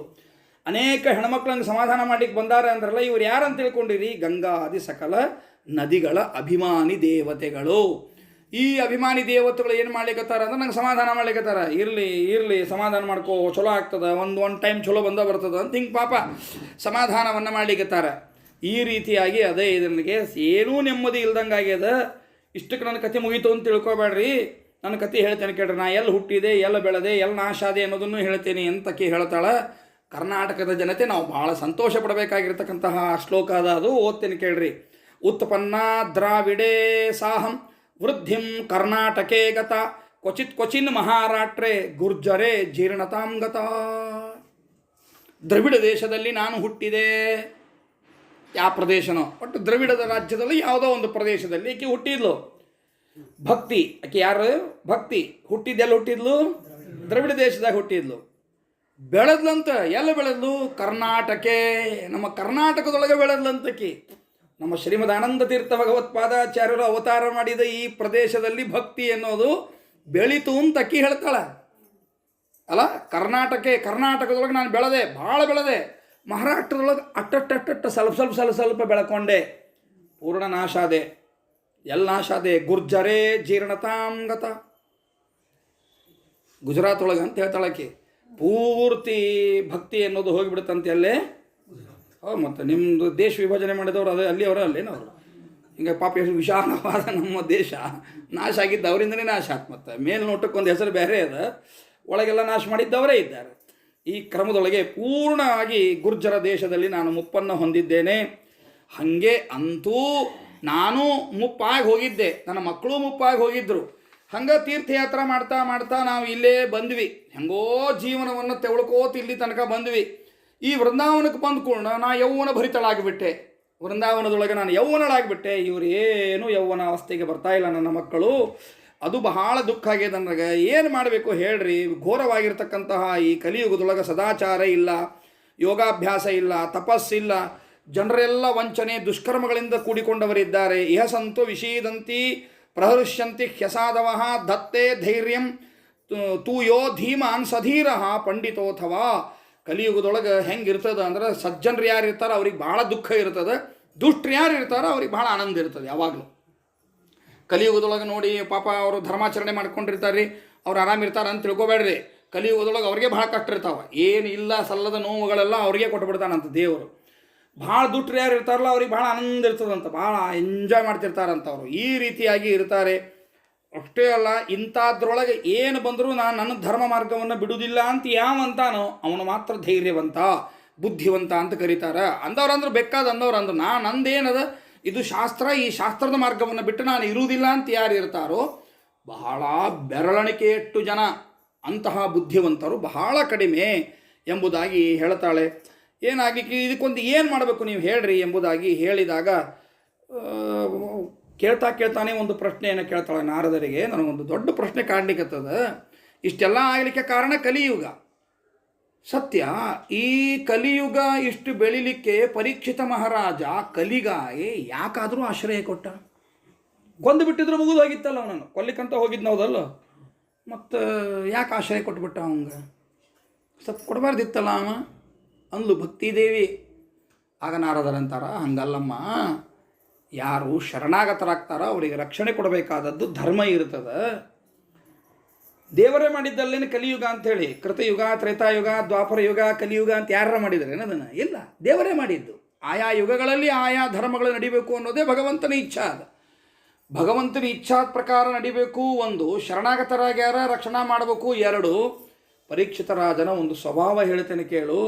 ಯಾರಲ್ಲಿ ಒಳ್ಳೆಯ ಗುಣ ಇದೆ ಆ ಒಳ್ಳೆಯ ಗುಣವನ್ನು ಮಾತ್ರ ತಗೋತಿದ್ದ ಅವ. ಅವರಲ್ಲಿರುವ ಕೆಟ್ಟ ಗುಣಗಳೇನವ ಅದನ್ನು ಸೈಡ್ ಸರಿಸಿಬಿಡ್ತಿದ್ದ ಅವ, ಭಾಳ ಹಚ್ಕೊಳಿಕ್ಕೆ ಹೋಗ್ತಿದ್ದಿಲ್ಲ. ಕಲಿಗೆ ಯಾಕೆ ಆಶ್ರಯ ಕೊಟ್ಟ ಅಂದ್ರೆ, ಇವ ದಂಡವನ್ನು ಎತ್ತಿದ, ನಿನಗೆ ಶಿಕ್ಷೆ ಕೊಡ್ತೀನಿ ಅಂತ ಕತ್ತಿ ಎತ್ತಿದಾಗ ಏನನ್ಬಿಟ್ಟ ಅವ? ಶರಣಾಗತನಾಗಿ ನಾನೇ ಕಲಿ ಅಂತ ಸತ್ಯ ಒಪ್ಕೊಂಡ್ಬಿಟ್ಟ. ನಾನೇ ಕಲಿ ಅಂತ ಸತ್ಯ ಒಪ್ಕೊಳ್ಳೋದ್ರ ಜೊತೆಗೆ ನನ್ನದೇ ರಾಜ್ಯ ಇದು, ನಾನೇ ಇರಬೇಕು, ಶ್ರೀಕೃಷ್ಣ ಪರಮಾತ್ಮ ಪರಂಧಾಮಕ್ಕೆ ಹೋದ್ಮೇಲಿಂದ ನನ್ನದೇ ರಾಜ್ಯ ಅದ ಇದು, ನೀನೇ ನನ್ನ ರಾಜ್ಯದೊಳಗಿದ್ದಿ, ನನಗೆ ಇರ್ಲಿಕ್ಕೆ ಅವಕಾಶ ಬೇಕು ಅಂತ ಕೇಳಿದ. ಅವ ಸತ್ಯ ಮಾತಾಡಿದ್ನಲ್ಲ, ನಾನೇ ಕಲಿ ಅಂತ ಸತ್ಯ ಹೇಳಿಬಿಟ್ನಲ್ಲ, ಸುಳ್ಳ ನಾನು ಯಾವುದೋ ಆಚಾರ ಅಂದುಬಿಟ್ಟಿದ್ದ? ಹಂಗಂದಿಲ್ಲ ಅವ, ಸತ್ಯ ಒಪ್ಕೊಂಡ ನಾನು ಇವನು ಅಂತ ಹೇಳ್ಯಾನ. ಆ ಸತ್ಯ ಒಂದು ಗುಣ ಏನದ ಅದನ್ನು ಅವನು ಮೆಚ್ಚಿಕೊಂಡಿದ್ದಾನೆ ಪರೀಕ್ಷಿತ ಮಹಾರಾಜ. ಅವನಲ್ಲಿ ಆ ಗುಣ ಇತ್ತು. ಸತ್ಯ ಒಪ್ಕೊಂಡ್ಬಿಟ್ರೆ ಸಾಕು. ಕೆಲವರು ಸ್ವಭಾವ ಇರ್ತದೆ ನೋಡ್ರಿ, ಸುಳ್ಳು ಮಾತಾಡಕ್ಕೆ ಹೋಗ್ಬೇಡ್ರಿ, ಖರೆ ಹೇಳ್ಬಿಡ್ರಿ, ಅದು ಪಾಸಿಟಿವ್ ಇರಲಿ ನೆಗೆಟಿವ್ ಇರಲಿ, ಖರೆ ಹೇಳ್ಬಿಡ್ರಿ ಸಾಕು. ಸುಳ್ಳು ಹೇಳಿದ್ರೆ ಸಿಟ್ಟು ಬರ್ತದೆ ನಮಗೆ ಅಂತ ಕೆಲವ್ರು ಮಾತಾಡೋದನ್ನು ನೋಡ್ತೇವೆ. ಕೆಲವ್ರ ಸ್ವಭಾವ ಹಂಗೆ ಇರ್ತದೆ. ಅವರಿಗೆ ಬೈದಿರಿ ಬೇಕಾದ್ರೆ ನೀವು, ಹೌದ್ರಿ ಆಚಾರ ನಿಮಗೆ ಹಿಂಗೆ ಬೈದಿರಿ ಅಂತ ನೀವು ನೇರ ಹೇಳಿದ್ರೆ ಅವ್ರು ಖುಷಿ ಆಗ್ತದೆ. ಅವಾಗೇನೋ ಸಿಟ್ಟಿಗೆ ಓದಾಡ್ಬೋದು, ಆದ್ರೆ ಖರೆ ಹೇಳ ನಾವು ಅಂತ ಖುಷಿ ಪಟ್ಬಿಡ್ತಾರೆ ಅವರು. ಹಂಗೆ ಸ್ವಭಾವ ಇರ್ತದೆ ಕೆಲವರು ಅಲ್ಲ. ಹಂಗಿದ್ದ ಪರೀಕ್ಷಿತ ಮಹಾರಾಜ ಸತ್ಯ ಹೇಳಿದ ಅನ್ನುವ ಕಾರಣಕ್ಕಾಗಿಯೂ ಅವನಲ್ಲಿರುವ ಆ ಒಳ್ಳೆಯ ಗುಣವನ್ನು ನೋಡಿ ಅವನಿಗೆ ಆ ಆಶ್ರಯವನ್ನು ಕೊಟ್ಟು ಬಿಟ್ಟವನಾಗಿದ್ದಾನೆ ಅಮ್ಮ. ಆದ್ದರಿಂದಾಗಿ ಏನೂ ವಿಚಾರ ಮಾಡಲಿಕ್ಕೆ ಹೋಗಬೇಡ. ನೋಡು, ಇಲ್ಲಿ ಹೇಳ್ತೇನೆ ನಿನಗೆ, ಯದಾ ಮುಕುಂದೋ ಭಗವಾನ್ ಕ್ಷಾಂ ತ್ಯಕ್ವಾ ಸ್ವಪದಂ ಗತಃ ತದ್ವಿನಾತ್ ಕಲಿರಾಯಾತಃ ಸರ್ವಸಾಧನ ಬಾಧಕಃ. ಕಲಿಯುಗದೊಳಗೆ ಯಾವ ಏನೂ ಇರುವುದಿಲ್ಲ ಅಂತ ಭಾಳ ಶ್ಲೋಕಗಳನ್ನು ಹೇಳ್ತಾರೆ. ಕರ್ಮಾಚರಣಾತ್ಸಾರ ಸರ್ವತೋ ನಿರ್ಗತೋಧುನಾ ಪದಾರ್ಥ ಸಂಸ್ಥಿತಾ ಭೂಮೌ ಬೀಜಹೀನ ಸ್ತುಷಾಯಥ.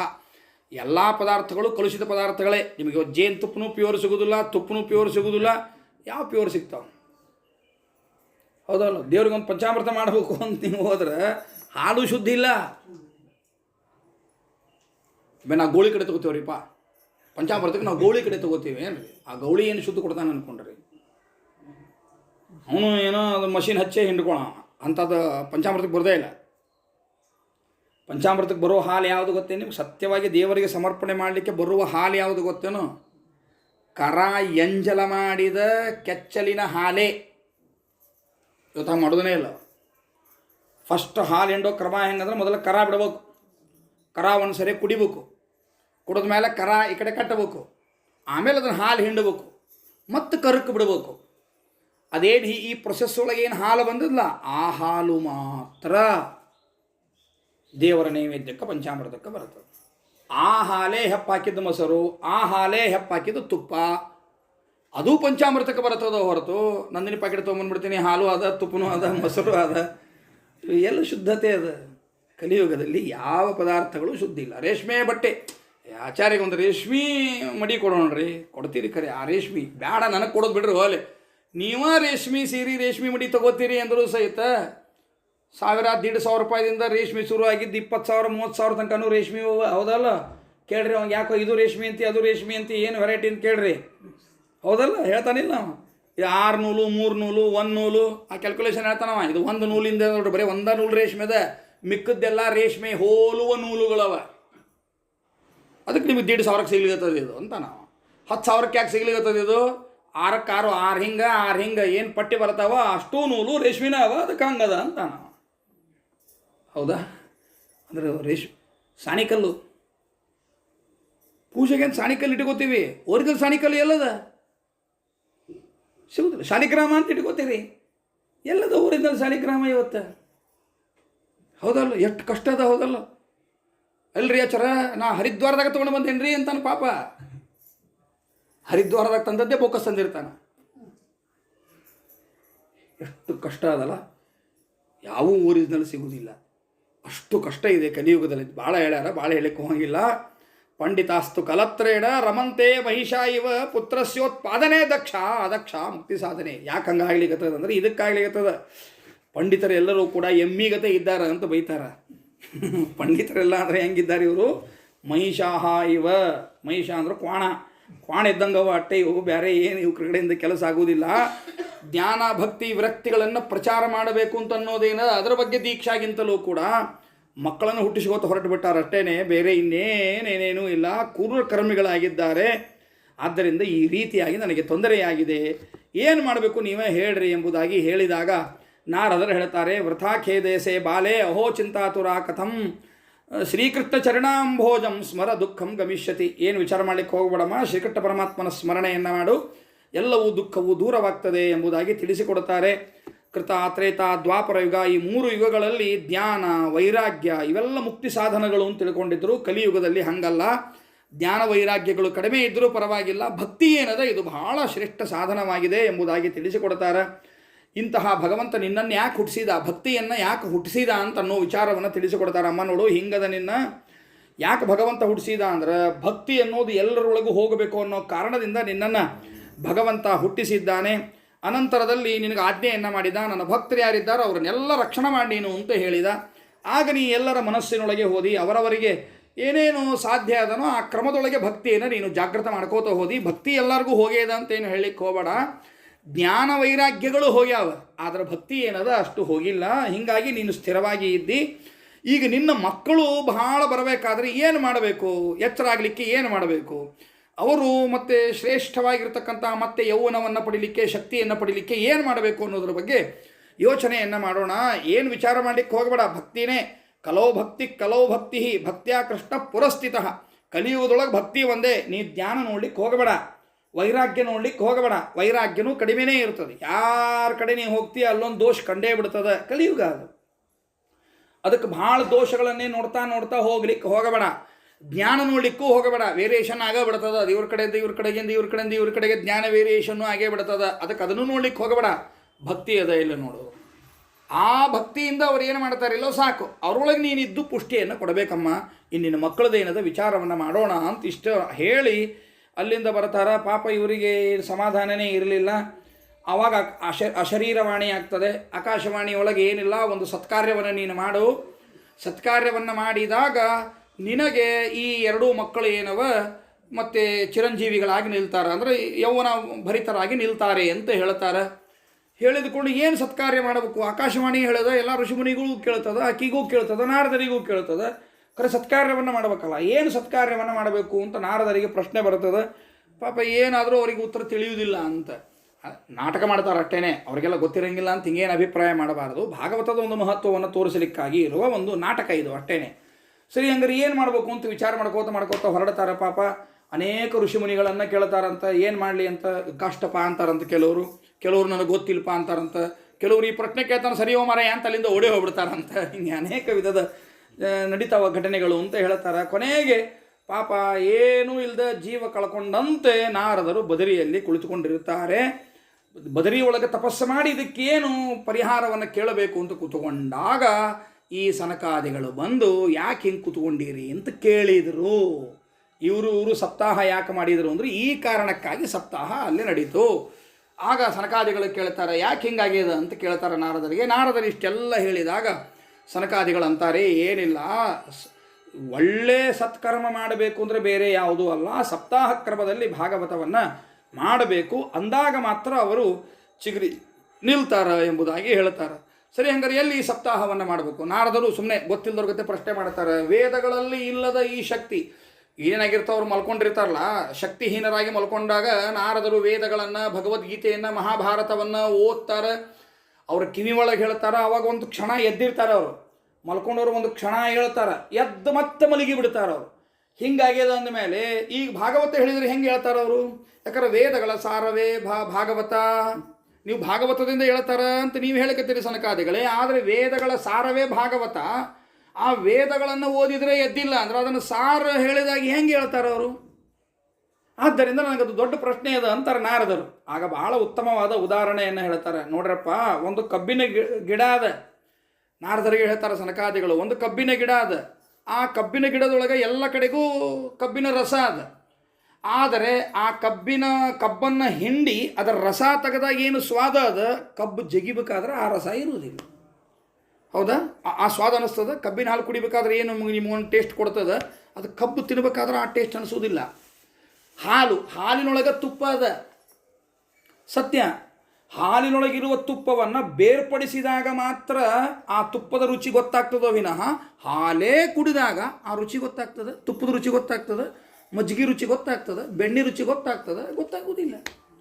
ಮಾವಿನ ಗಿಡ ಅದ. ಮಾವಿನ ಗಿಡದ ಬೇರಿನಿಂದ ಹಿಡಿದು ಪ್ರತಿ ಟೊಂಗೆಗಳಲ್ಲಿಯೂ ಆ ಸಿಹಿ ರಸ ಅದ. ಟೊಂಗೆ ತಿನ್ರಿ ನೋಡೋಣ. ಇಲ್ಲ, ಆ ಗಿಡದಿಂದ ಹಣ್ಣು ಬೇರ್ಪಟ್ಟಾಗ ಆ ಗಿಡದ ರಸವೇ ಹಣ್ಣಿನಲ್ಲಿ ಬಂದು ಹಣ್ಣು ಬೇರ್ಪಟ್ಟಾಗ ಮಾತ್ರ ಆ ಹಣ್ಣು ಸ್ವಾದ ಅನ್ನಿಸ್ತದೋ ವಿನಃ ಬೇರೆದು ಅನಿಸುವುದಿಲ್ಲ. ಹಾಗೇನೆ ಈ ವೇದವೆಂಬ ವೃಕ್ಷ ಏನಿದೆ, ಆ ವೇದವೆಂಬ ವೃಕ್ಷದಿಂದ ಬೇರ್ಪಟ್ಟ ಕೇವಲ ರಸವನ್ನು ಮಾತ್ರ ಸ್ವೀಕರಿಸಿ ಬಂದ ಗ್ರಂಥ ಶ್ರೀಮದ್ಭಾಗವತ. ಅದನ್ನು ಹೇಳಿದಾಗ ವಿಶಿಷ್ಟವಾದ ಆನಂದ ದೊರಕುತ್ತದೆ, ರಸಾಯನ ಕುಡದಂತೆ ಆಗ್ತದೆ. ಆದ್ದರಿಂದಾಗಿ ಶ್ರೀಮದ್ಭಾಗವತ ಕಥಾಮೃತದಲ್ಲಿ ಅಂತಹ ಶಕ್ತಿ ಇದೆ. ಅವಶ್ಯವಾಗಿ ಅದನ್ನು ಶ್ರವಣ ಮಾಡೋಣ ಎಂಬುದಾಗಿ ಹೇಳಿದಾಗ, ಎಲ್ಲಿ ಮಾಡಬೇಕಂಗಾರೆ ಇದನ್ನು ಅಂತ ಕೇಳಿದಾಗ ನೈಮಿಷಾರಣ್ಯದಲ್ಲಿ ಮಾಡೋಣ ಅಂತ ಹೇಳಿದಾಗ ಆಗ ಈ ಭಾಗವತದ ಸಪ್ತಾಹವನ್ನು ಮಾಡ್ತಾರೆ. ಅನೇಕ ಸಿದ್ಧ ಪುರುಷರೆಲ್ಲರೂ ಬರ್ತಾರೆ, ಓಡೋಡಿ ಬರ್ತಾರಂತೆ. ಎಲ್ಲಿ ಭಾಗವತ ನಡೀತದೋ ಅಲ್ಲಿಗೆ ಬರಬೇಕು ಅಂತ ವೈಷ್ಣವರೆಲ್ಲರೂ ಕೂಡ ಓಡಿ ಬರ್ತಾರೆ. ಆ ಸಂದರ್ಭದಲ್ಲಿ ಸನಕಾದಿಗಳಿಗೆ ಪೂಜೆಯನ್ನು ಮಾಡಿ ಭಾಗವತವನ್ನು ಹೇಳ್ರಿ ಅಂತ ಅವರಿಗೆ ವಿಜ್ಞಾಪನೆಯನ್ನು ಮಾಡ್ತಾರೆ. ಸನಕಾದಿಗಳು ಸಪ್ತಾಹ ಕ್ರಮದಲ್ಲಿ ನಾರದರನ್ನು ಉದ್ದೇಶಿಸಿ ಎಲ್ಲ ಬಂದ ಭಕ್ತರಿಗೆ ಭಾಗವತವನ್ನು ಹೇಳ್ತಾರೆ. ತತ್ಕ್ಷಣದಲ್ಲಿ ಈ 3 ಜನ ಪ್ರಕಟರಾಗ್ತಾರೆ, ಭಕ್ತಿ, ಜ್ಞಾನ, ವೈರಾಗ್ಯ. ಆಗ ಸನಕಾದಿಗಳಂತಾರೆ, ಎಲ್ಲಿದ್ಯಮ್ಮ ನೀ ಕೂತಿದ್ದ ಗೊತ್ತಿಲ್ಲ ನಮಗೆ, ಹೆಂಗೆ ಬಂದಿ ನೀನು ಅಂತಾರೆ. ಇವರೆಲ್ಲ ಜ್ಞಾನ ವೈರಾಗ್ಯ ನಿನ್ನ ಮಕ್ಕಳು ಹೆಂಗೆ ಬಂದರು ಅಂತ ಕೇಳ್ತಾರೆ. ಆಗ ಅವಳು ಹೇಳ್ತಾಳೆ, ನೀವು ಭಾಗವತವನ್ನು ಶ್ಲೋಕ ಏನು ಹೇಳ್ತಿದ್ರಲ್ಲ, ನೀವು ಏನು ಹೇಳ್ತಾ ಇದ್ದೀರಿ, ಅರ್ಥವನ್ನು ಏನು ಚಿಂತನೆಯನ್ನು ಮಾಡ್ತಾ ಇದ್ದೀರಿ, ಆ ಮಾಡುವ ಸಂದರ್ಭದಲ್ಲೇ ನಾನು ಪೂರ್ತಿ ಜಾಗೃತಳಾಗಿ ಬಂದೆ. ಎಲ್ಲೆಲ್ಲಿ ಭಾಗವತ ಇರ್ತದೋ ಅಲ್ಲಿ ನಾನಿರ್ತೇನೆ. ಎಲ್ಲೆಲ್ಲಿ ಭಾಗವತದಲ್ಲಿ ವೈರಾಗ್ಯದ ಪ್ರಸಂಗಗಳನ್ನು, ಜ್ಞಾನವನ್ನು, ಹರಿಸರ್ವೋತ್ತಮತ್ವದ ತಿಳುವಳಿಕೆಯನ್ನು ಕೊಡ್ತಾರೋ ಅಲ್ಲಿ ನನ್ನ ಈ ಮಕ್ಕಳು ಜಾಗೃತರಾಗಿ ಬರುತ್ತಾರೆ ಎಂಬುದಾಗಿ ಹೇಳಿ, ಈ ಕ್ರಮದಲ್ಲಿ ಜ್ಞಾನ, ವೈರಾಗ್ಯ, ಭಕ್ತಿ 3 ಹುಟ್ಟೋದು ಯಾವುದರಿಂದ? ಶ್ರೀಮದ್ಭಾಗವತದಿಂದ. ಇಷ್ಟು 3 ಅಧ್ಯಾಯಗಳ ಕಥೆಯನ್ನು ಹೇಳಿ, ಇನ್ನು ಗೋಕರ್ಣ ಮಹಾತ್ಮೆ ಅನ್ನೋದೇನದ ಅದನ್ನು ಮುಂದಿನ 3 ಅಧ್ಯಾಯಗಳಲ್ಲಿ ತಿಳಿಸಿಕೊಡ್ತಾರೆ. ಅದನ್ನು ಮುಂದಿನ ದ್ವಾದಶಿ ದಿವಸ ತಿಳಿಯುವಂತಹ ಪ್ರಯತ್ನವನ್ನು ಮಾಡೋಣ. ಶ್ರೀಕೃಷ್ಣಾರ್ಪಣಮಸ್ತು, ಮಧ್ವೇಶಾರ್ಪಣಮಸ್ತು.